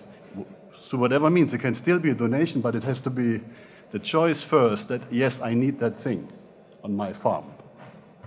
And that is a challenge for all involved, all you here in this room and the people out there, to get the right mechanization on offer for the recipients or for the farmers to make the decision, yes, that's what fits my farm. And that's the important part. On the other side, the governments, that is where we try to help, they have to develop this mechanization strategy that has to sort out the rule. What is the role of the government? Most likely extension services, capacity building, infrastructure, including IT infrastructure, roads, the value chain aspects of the storage thing, but also vocational training. Mechanization needs mechanics. You need to be able to, first of all, produce these machines, repair them, service them. And up to today, there's not a lot of manufacturing in Africa. Here and there are some small manufacturing plants, but it all started with the blacksmiths. And it hurts me today. Not even the hand tools are not made in Africa. They are made in China and made in India. And if you cannot make the hand hoe in this continent, not that we want it anymore, but it's the basic means of how to make a hand hoe that makes the blacksmith. The blacksmith makes the mechanic, and the mechanic will produce the other implements in the end of the day. So it's that supply chain as well. And then we have the private sector. All private sector people, and you know that better than me, they must make their business. They must make a living of the business. And that is now what they ask the governments to provide an enabling environment for doing what they are supposed to do, doing business with their clients, which is with their farmers. All we want from the private sector is be inclusive, include the smallholders, go as far down as possible. It's maybe challenging, and I know it's hard, but 25 horsepower tractors are still good for smallholders. Hopefully on 4 wheels. Some people now promote 2-wheel tractors. It's a challenge. Do we really want to drive around in a 2-wheel tractor in Africa? The distances are so wide compared to Bangladesh or Nepal or Sri Lanka. This is a big continent. We need long distances. So I'm not saying this or this machine is good or bad. It is, again, the choice of the farmer to make the decision. And that is part of this enabling environment. And the private sector should offer what they think is suitable for that country and for that market, basically. So it's, in the end of the day, it's part of the bigger picture. We have the international environment, which is where people like FAO work. They're the governments. Then there's this agricultural system down there. That's where the smallholders are. And then there are the manufacturers and the distributors. And so it becomes the bigger chain. I mentioned it, FAO is working with a lot of partners. We have the mandate to assist countries to develop their agriculture, to eliminate hunger. That's why FAO was founded in the end of the day. We work with SIMA, the European Agricultural Machinery Association, Agri-Evolution, the global association, the African Conservation Tillage Network, the CIMIT, and we support private and public partnerships. We support conservation agriculture, which is emphasizing on, again, putting the machines in context of the agronomy. Little soil disturbance, using crop rotations, and protecting the soil with soil cover.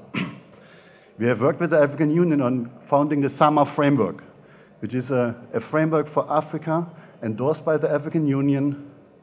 It intends to boost the sustainable mechanization work. No government can say anymore we don't know about it. We have no idea about it. We have the framework for sustainable agricultural mechanization. It's in the public domain. It's endorsed. And it's to be implemented. It tries to boost the farm power availability. It tries to build sustainable systems, innovative systems. It tries to transform the agricultural tillage, conventional to conservation tillage. It wants to empower the youth, and it has a big emphasis on capacity building. And here we also have developed training materials together with CIMIT, but also we worked also with ACCO on this. Because we think the service provider, the smallholder service provider, is the key. They are not existing. They are rarely available, and we think this is where, together with private and public partnerships, we could build up a new category of smallholders, the smallholder service provider in mechanization. Because they need to be there, they are linking the smallholder farmers with the bigger service providers and with the machinery suppliers. So with all that, my last slide, we want to increase productivity, help farmers make more savings, raise demand for machinery as well because of the higher saving, and with more appropriate machinery, we will have improved income and higher productivity. So it's a cycle, a positive one, not a negative one. Often it was a virtuous cycle. We want to make it a fruitful cycle, a positive one. Thank you for today.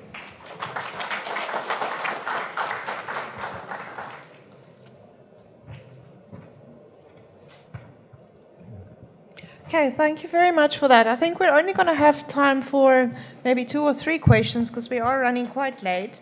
But I just want to start. I think we've set the scene quite well and understand the needs and so why it is necessary to develop agriculture in Africa. So we understand that about 65 or 70% of the uncultivated land in the world is situated in Africa. And in order to address food insecurity problems, in 2016 there was about 800 million people in the world suffering food insecurity. And due to the impacts of climate change, just in Africa, that will increase by at least another 35, 40 million.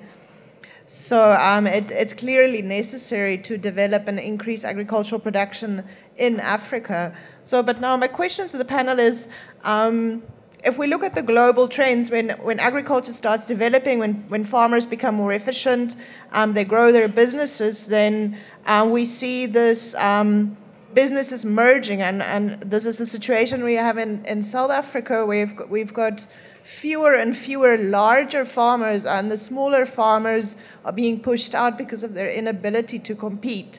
So how do we avoid this from happening when we go about developing agriculture in Africa, to make sure that as small-scale farmers are supported to develop, that we don't see this the agricultural sector sort of shrinking to a few role players? And maybe we can start with Dr. SIMELA if you want to respond to that.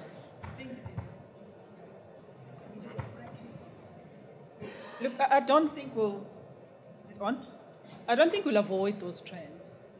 And it's happened in the rest of the world. I think we know the latest was China as well. They used to have their 1-hectare farms, but from now I understand they have these massive tracts of land that are owned by... It's not on. Do you hear me now? Okay, sorry about that. Now, I was just saying that I don't think it's avoidable. We've seen the trends in the rest of the world. We've seen it in China, where they also started off with small hectares of land, small piggeries, but now you're talking about massive infrastructure. So I don't think that is avoidable. What I feel is essential is that we work with the people as we go through that transition. That let's not leave them behind, something that's already been said. Typically, to my small example that I gave you there, where you have people with 3,000 hectares of land, each allocated 2 hectares, then it grows to 10. Now they're on 20, but collectively, they're actually targeting at producing on the 3,000 hectares as a company. But the thing is driven from within that community. They are seeing the need for transaction. The danger is going in there, intervening, and leaving the people behind. Because somewhere, some point, we'll develop fault lines, and it's going to collapse on its own. Thank you. Yes, a very quick follow-up on your answers. I apologize, I don't have the answer of your question, of course, but if somebody has it, please go ahead. I'd like to follow up on your example of on China, because I heard yesterday on the French radio someone comparing the emergence of the middle class in China and the huge development of China in the past decades, and how they left out people from of poverty and food insecurity. But I think there's a huge challenge for Africa, not only agriculture in Africa. The challenge would be how to create value, not only in agriculture, but in the whole society. China achieved this transformation because of how they produce goods. And this production of goods necessitated a huge amount of workforce. And today I hear that Africa could be on the same pathway, but I wonder how that the workforce in Africa could produce the same goods since China's already the market. So I heard that maybe on IT, new technologies, the numérique in French, but it's not very intensive in labor. So the best way I think to avoid this the issue you raised, Denene, is also to think the transition, but at a more global scale, and not only in agriculture. Thank you. Mr. KIENZLE, would you like to add something? Yeah, I think it's really we should recognize that as it was said, the continent is very huge, and it's a lot of area. So really infrastructure development, both physical roads and including the feeder roads to the villages, but also the so-called the IT stuff, I mean the networks. I think both together, there is a huge challenge ahead. And then, of course, you need to have this a strategy for sustainable development and sustainable mechanization. And I think the jobs are coming in the manufacturing sector, basically, instead of importations. And very often agricultural equipment is tax exempted, but that's directly impacting on hindering the local manufacturing, for example. So think carefully about your policies and think about youth employment. What helps to keep jobs or create jobs in your country? I think that's a very important part, and it's not true. The rural area is still to be developed. Youth has left because it was no future there, no banking system, no shops, no input suppliers. So there's work to be done to develop the rural areas and allow young people to stay in their places where they were coming from, I think. Thank you. We can take one or two questions from the audience. Do we have other roving mics or just these ones? Thanks. So we'll take the one question there and one there, and that's unfortunate. We'll see where we are, but I think that's all we'll have time for. Yeah, thank you very much. I'm Grace Bwenje from Uganda. To me, I think it's going to be an issue of land reforms in Africa. You know, an example is you find people are just owning up land in anywhere. You cannot drive a tractor through my land and then go access yours. So I think governments will have to find a way of how they can arrange people and how they can own their land. People are they're not organized in terms of land use, so we should have to have land reforms. You saw where the farmers the small-scale farmers are having about less than 4 hectares of land. So how are we going to use the mechanization to drive the demand, to meet the demand for food? So we will have to organize the farmers along the land reforms. Mr. BRUN, maybe that's something that you can comment on, is the organization of farmers in African countries into professional and organized structures, and then also how land is managed within those structures. Well,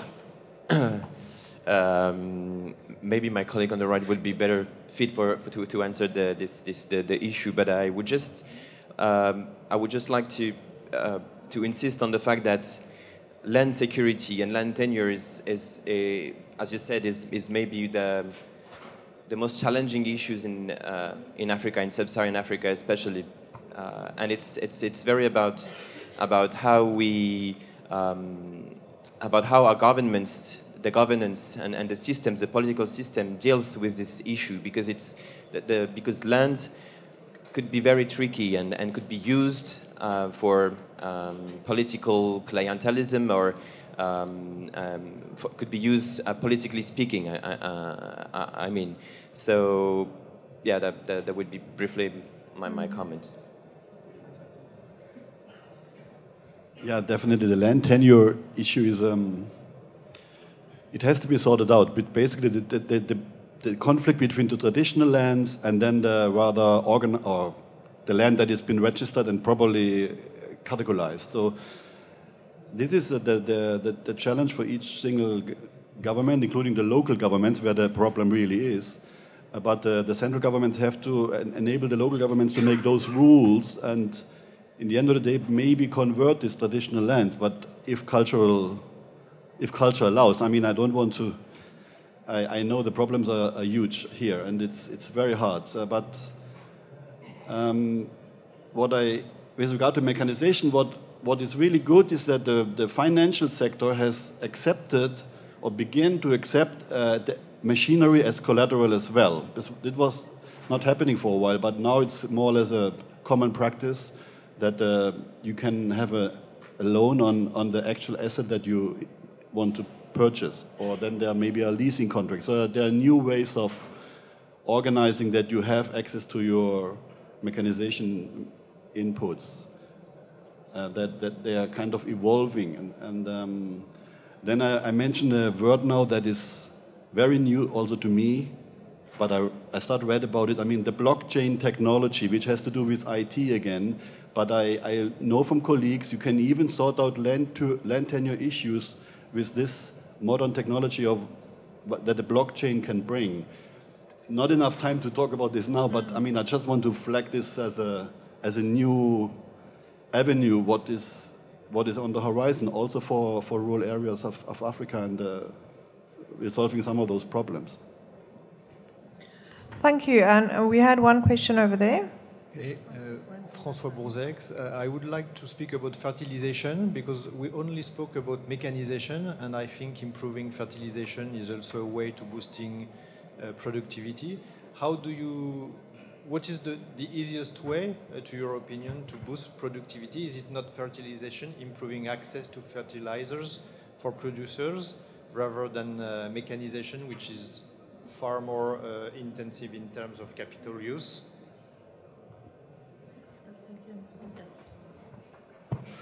Yes, we all know that, again, it goes back to, for access, it's a fact that the fertilizer price per kilo or per ton is more or less from the harbor at the coastal lines of Africa into the district. It's doubling once again because of such a bad infrastructure. The road transport is expensive, no railway system. So there's the issue of infrastructure again.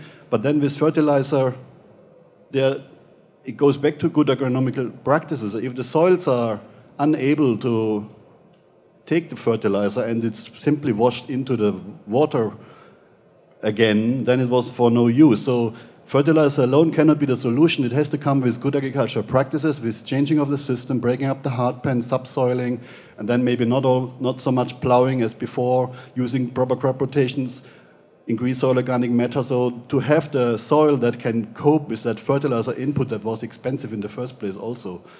And farmers are risk averse. They don't want to buy fertilizer when they know maybe there's a drought, or maybe the soil will not take it because it's not yet ready for fertilizer. So there's a lot of work to make the soil. It's not just spreading it, it's also changing your agronomic system, introducing another cover crop and things like that. So this is one thing is access, the other thing is that practices, and that is where maybe mechanization has a role, because you can apply fertilizer much more accurately and much more efficiently, precisely close to the crop, and not just spreading it all over with equipment, with a fertilizer and seeder combined. Seeder either can be small, but it's a precision tool. And that is what makes a difference from broadcasting to line cropping, line planting, line application of the fertilizer. That's where the savings come up, where you reduce your fertilizer use, but at the same time make it more precise. So access is one thing, but then the agronomy and the technology is the other thing that has to come as well. Thanks, Denene. I just want to say one thing that seems to be working for us is the partnerships. So you have your mechanization partnerships, fertilizer supply companies, finance, and everybody working together to support the developing farmers. Thank you. And then there was a hand right at the back. So I see the microphone has been hijacked at the front, but we'll take that question and then come back to close with your question at the back. Okay, thank you. My name is Collins Jimo. I'm from Topcon Agriculture. My question is addressed to the speaker from the FAO. We noticed that the FAO is mostly acting like the big driver of this agricultural development in Africa.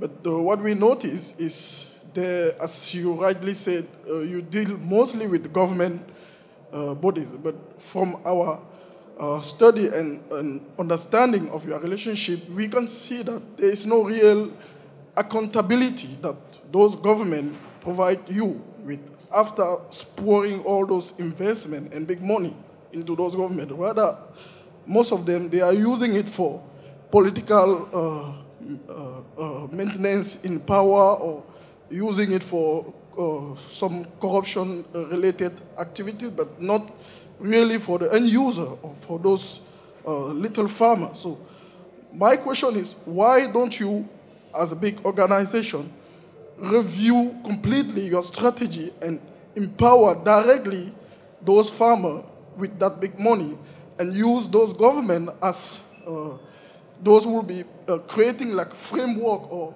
supporting your action directly? So this is my question. Thank you. Yeah, thank you for this question. The FAO is a member country organization. We have 190 members, so each member is one vote, and we are also financed from each country. So we work for the countries, mostly developing countries, and 100%, of course, for African countries. We try to advise governments, and we understand there is an issue with procurement. That's why mechanization has a tough stand, because things went wrong in the past. And that's why we also want to, why we are here, for example. We work with the private sector to maybe come up with like an agreed understanding that large-scale, top-down mechanization programs may not be sustainable and may not even reach the smallholder or the real farmer in certain areas. So that's why we're advocating for, and that is what is also in the SIMA framework that I just try to present briefly. It's real. It's a framework where these issues are addressed, and the governments have signed it and have signed it off in the African Union Summit in January 2017 in Addis Ababa. So we are trying to help backing up the new philosophy of rather bottom-up, demand-oriented mechanization strategies and systems, where the choice dictates the action and not a planning decision in a ministry that considers this or this idea as important. It's the choice at the farmer level that should make the start. And from there, the partners and the program should recognize those local choices and the local demands. Thank you. Okay, we'll take one last question and then we have to close the session, unfortunately. D'accord. C'est bon? D'accord. Mais je voudrais saluer, bon j'interviens en français, je pense que voilà. Donc je voudrais saluer tous les intervenants, je suis Aristide Guyot, et en même temps c'est un constat, je voudrais juste faire un constat. L'intervention de M. Ndiaye que je voudrais saluer, tous les intervenants, M. BRUN également, l'avocat international qui défend aussi tout ce qui est transactions de machines en Afrique et tout ça. Voilà, M. KIENZLE de la FAO. Ben, le constat, c'est que depuis 1945, comme la FAO vient est plus ou moins la fille des Nations Unies, depuis 1945, le problème en Afrique est toujours d'actualité. Vous avez même parlé de l'Italie, je veux dire, toute la jeunesse africaine qui nourrit les requins dans la Méditerranée et tout ça. Et donc, il y a une question que je me pose. Est-ce que véritablement, il y a une volonté affichée des décideurs, des fabricants, de tout le monde, même certains gouvernements en Afrique, parce que la vraie indépendance, c'est l'indépendance alimentaire. Tant que ce problème ne sera pas réglé, il aura toujours ce problème de flux migratoires. Et monsieur le professeur des Sciences Po a parlé même de l'impact du réchauffement climatique à 75% sur le territoire, je veux dire sur l'Afrique. L'Afrique produit 13% de sa consommation. C'est vrai, on est très beau souvent dans les démonstrations théoriques, mais la réalité, elle est là. Et ça date depuis la Deuxième Guerre mondiale. Mais il faut bien quand même avancer, parce que c'est ce que mon ami qui a intervenu en anglais, il a dit.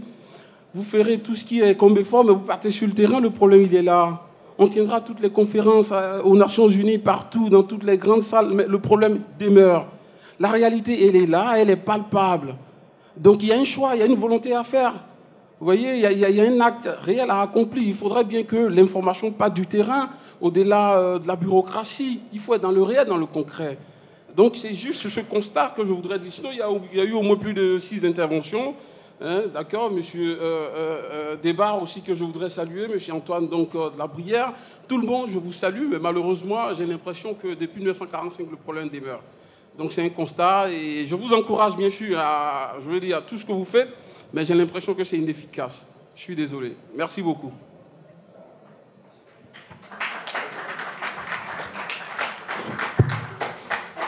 Well, the good news is really that the good news is 1945. Sorry, this is mine. 1945, we were far less people than 2019, and percentage-wise, we have less hungry people. Unfortunately, the figures are still there, and that's the mandate of the FAO. We're working very hard on this together with governments and the private sector and all other institutional research and in agronomy and so on. It's the challenge. I mean, I guess there's no quick fix in this challenge, and climate change makes it just a little bit harder. Maybe too hard, but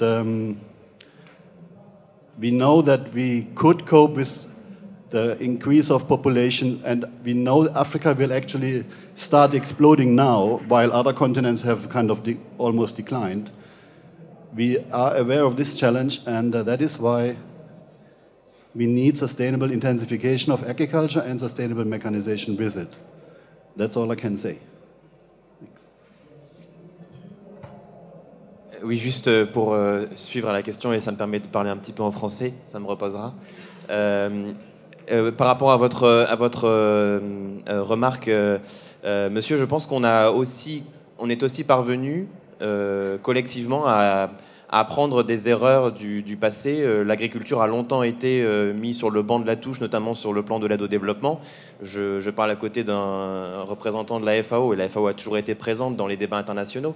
Mais avant les années 2000, l'agriculture était assez délaissée sur le plan de l'investissement, notamment sur l'aide au développement. Et tous les défis des objectifs du millénaire pour le développement et maintenant des objectifs de développement durable, les ODD, ont remis à l'agenda la question agricole et la question alimentaire. Et je crois que ce mea culpa prend du temps, puisque c'est une communauté internationale qui doit ensemble se mobiliser.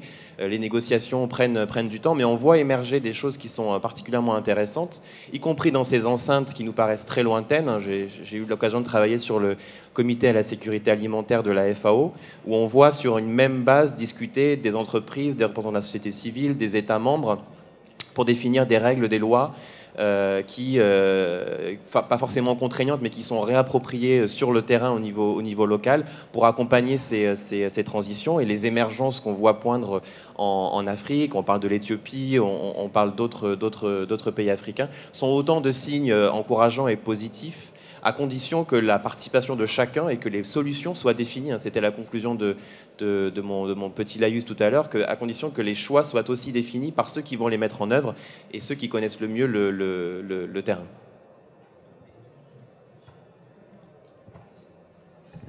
Thank you very much. We're going to have to close it up there. I'm sorry, but the speakers will be available at the cocktail session, so you're welcome to approach them then with your question. We need to move on with the program. So thank you very much to the speakers who are on the panel. I appreciate your inputs.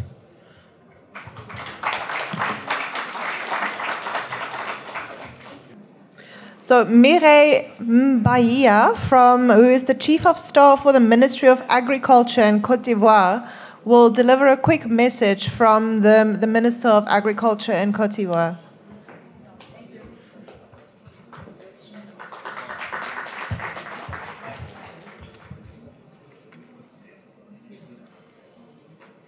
Bien. Mesdames et messieurs les organisateurs, SIMA et AXEMA bien sûr, mesdames et messieurs les panélistes, chers participants, je voudrais avant tout remercier les organisateurs de cette conférence, de l'African Summit, d'avoir associé le ministère de l'Agriculture et du Développement rural de la Côte d'Ivoire autour de cette tribune d'échange avec des sujets qui sont d'actualité dans nos régions.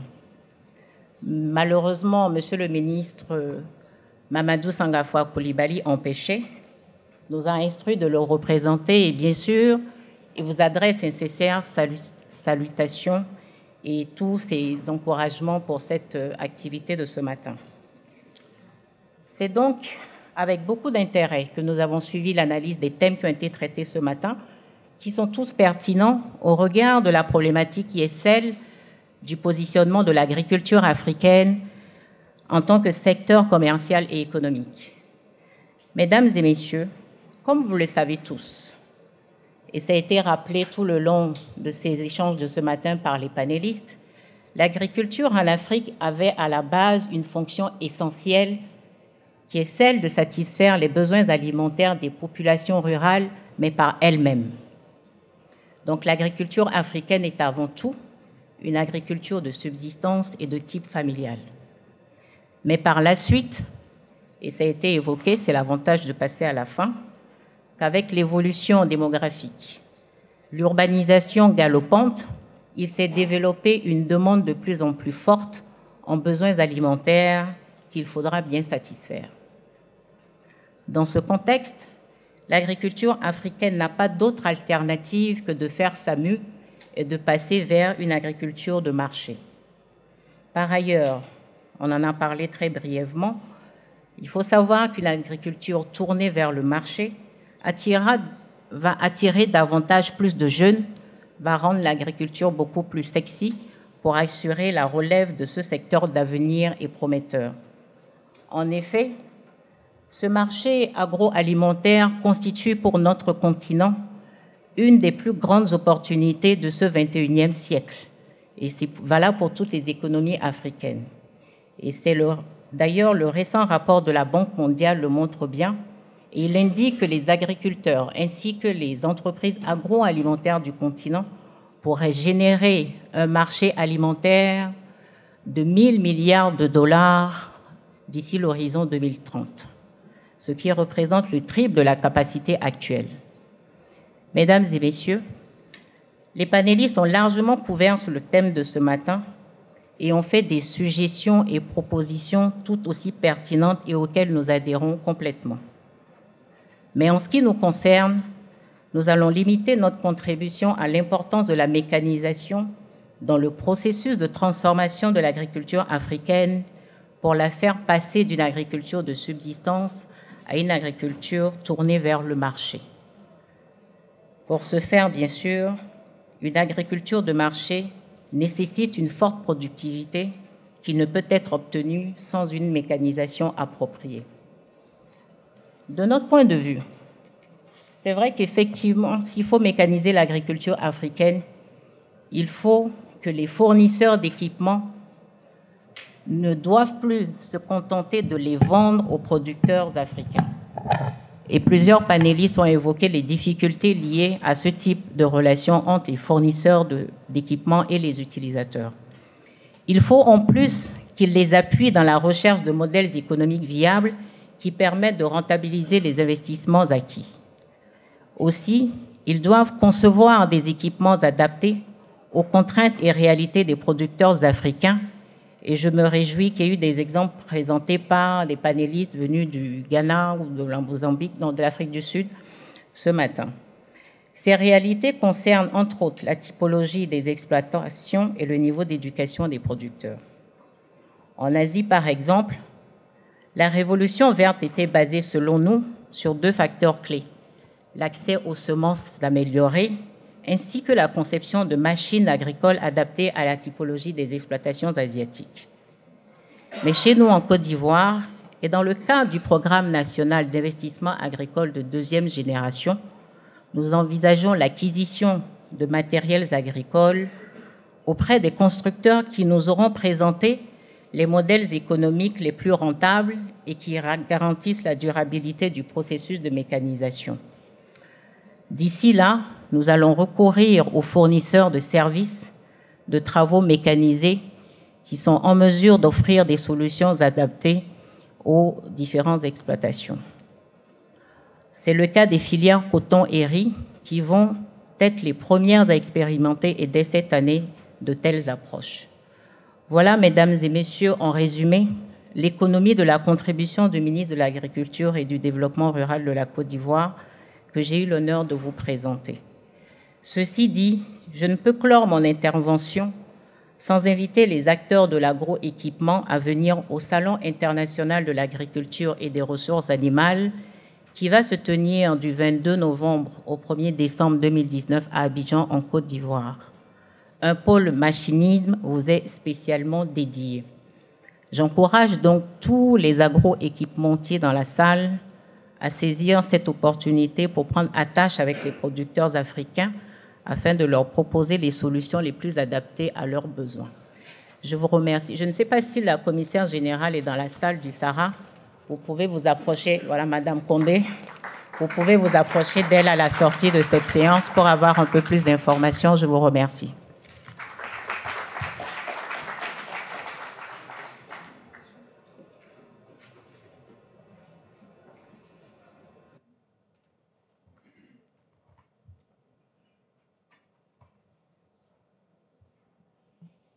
Thank you very much for that message from the Ministry of Agriculture in Côte d'Ivoire.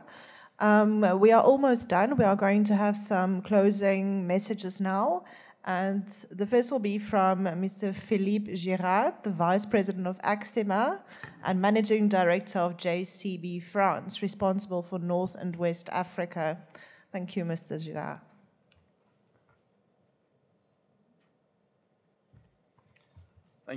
Thank you, ladies and gentlemen. Thank you to the speakers. If you don't mind, I will complete my message in French.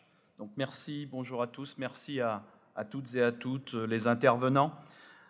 C'est un grand honneur pour moi, au nom d'AXEMA, évidemment, de conclure cette conférence.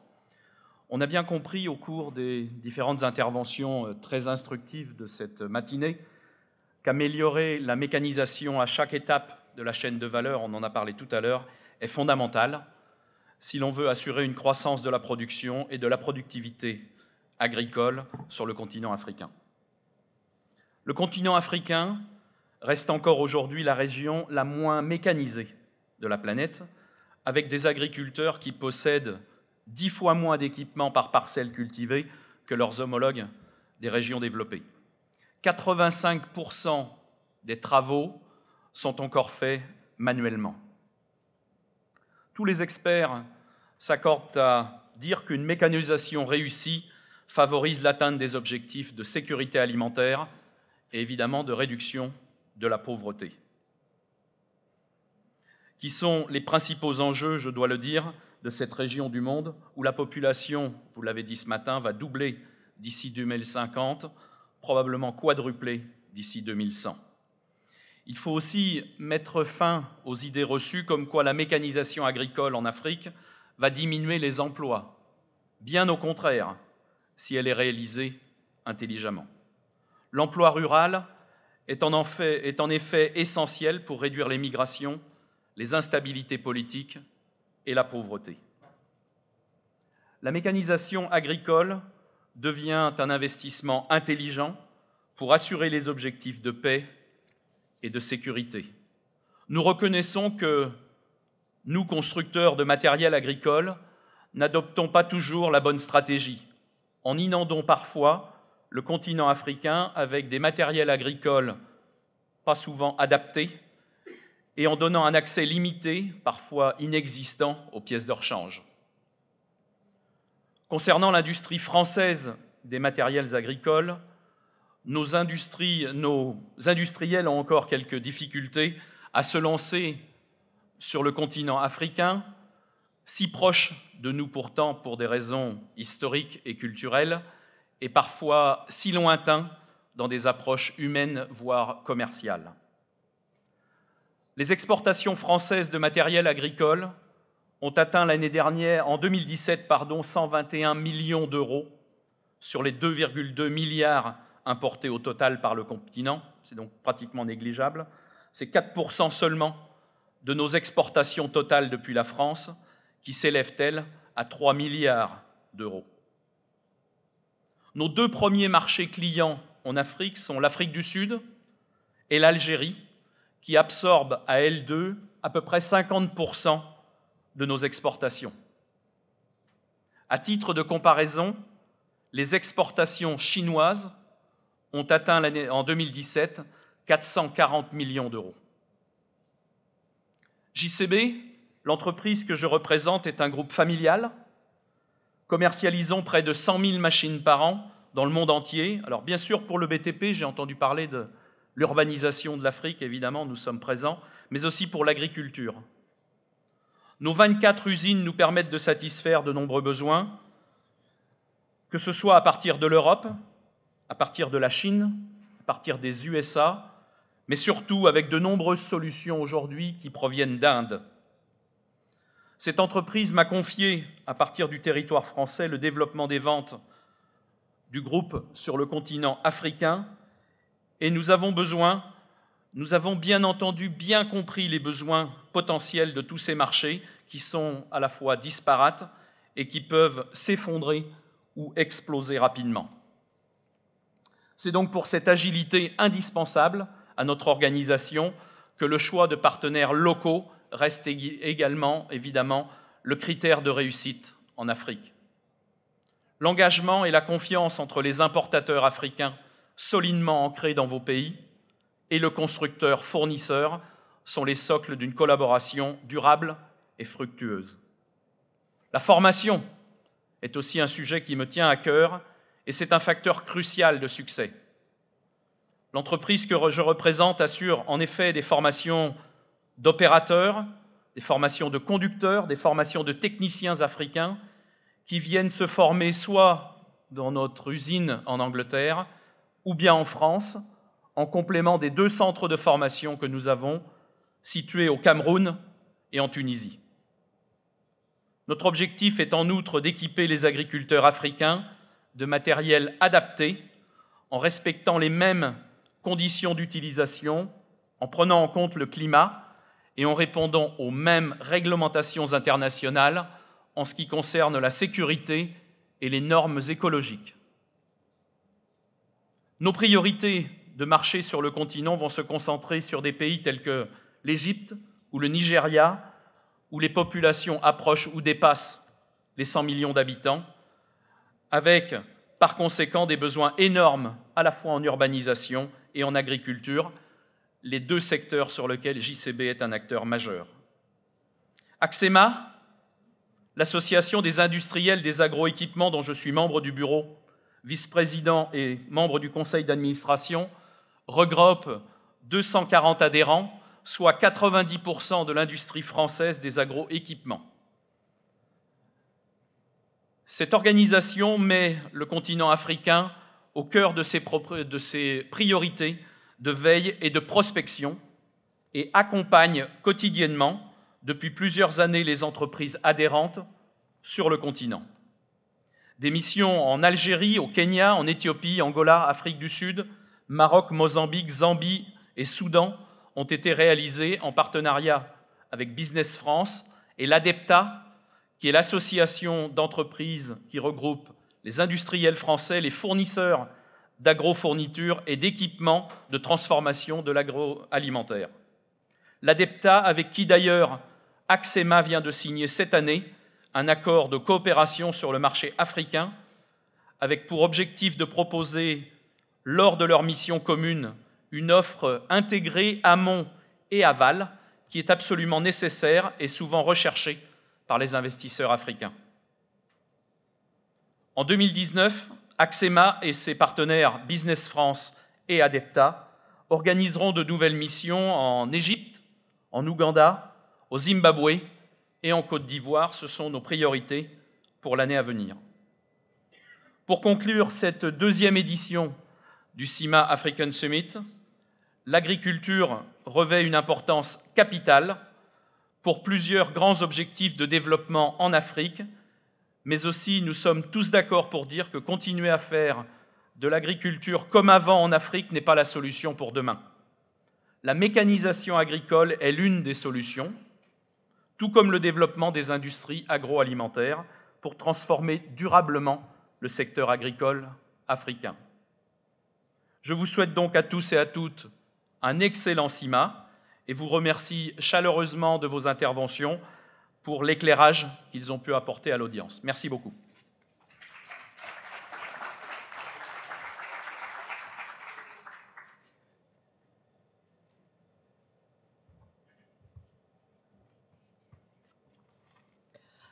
In conclusion, just from my side, from Farmers Weekly South Africa, I would just really like to thank SIMA and AXEMA for letting us partner with you in organizing this conference, this summit, and we hope we can partner with you in future.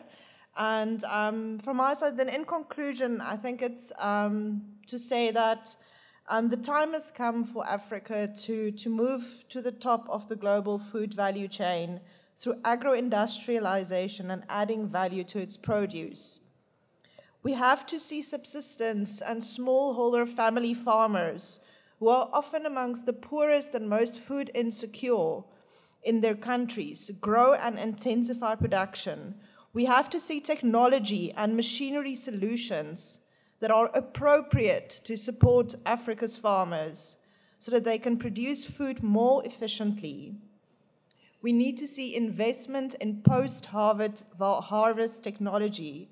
We need to see the development of infrastructure and partnerships that will support regional value chains for agricultural production. We need to see these value chains develop so that they can stretch across the borders and to other countries. It is time for agriculture in Africa to become a business. Farming should no longer be practiced in Africa simply so that poor rural communities have a way to make a living. Farming should be the catalyst that makes these communities thrive. The questions that we have to ask ourselves is, how do we increase food production in Africa without undermining the capacity of the soil that we plant in to meet the food needs of future generations? How do we support Africa's smallholder and subsistence farmers to escape poverty by growing, improving, or intensifying their farming operations without triggering a greater outflow of people from rural to urban areas? And then lastly, how do we get farmers in Africa to adopt new technologies and increase efficiency without inadvertently promoting the adoption of the type of monocropping farming systems that will not only destroy biodiversity, but also undermine the dietary diversity of Africa's farming communities? And with that, thank you very much. Please join us for a cocktail afterwards.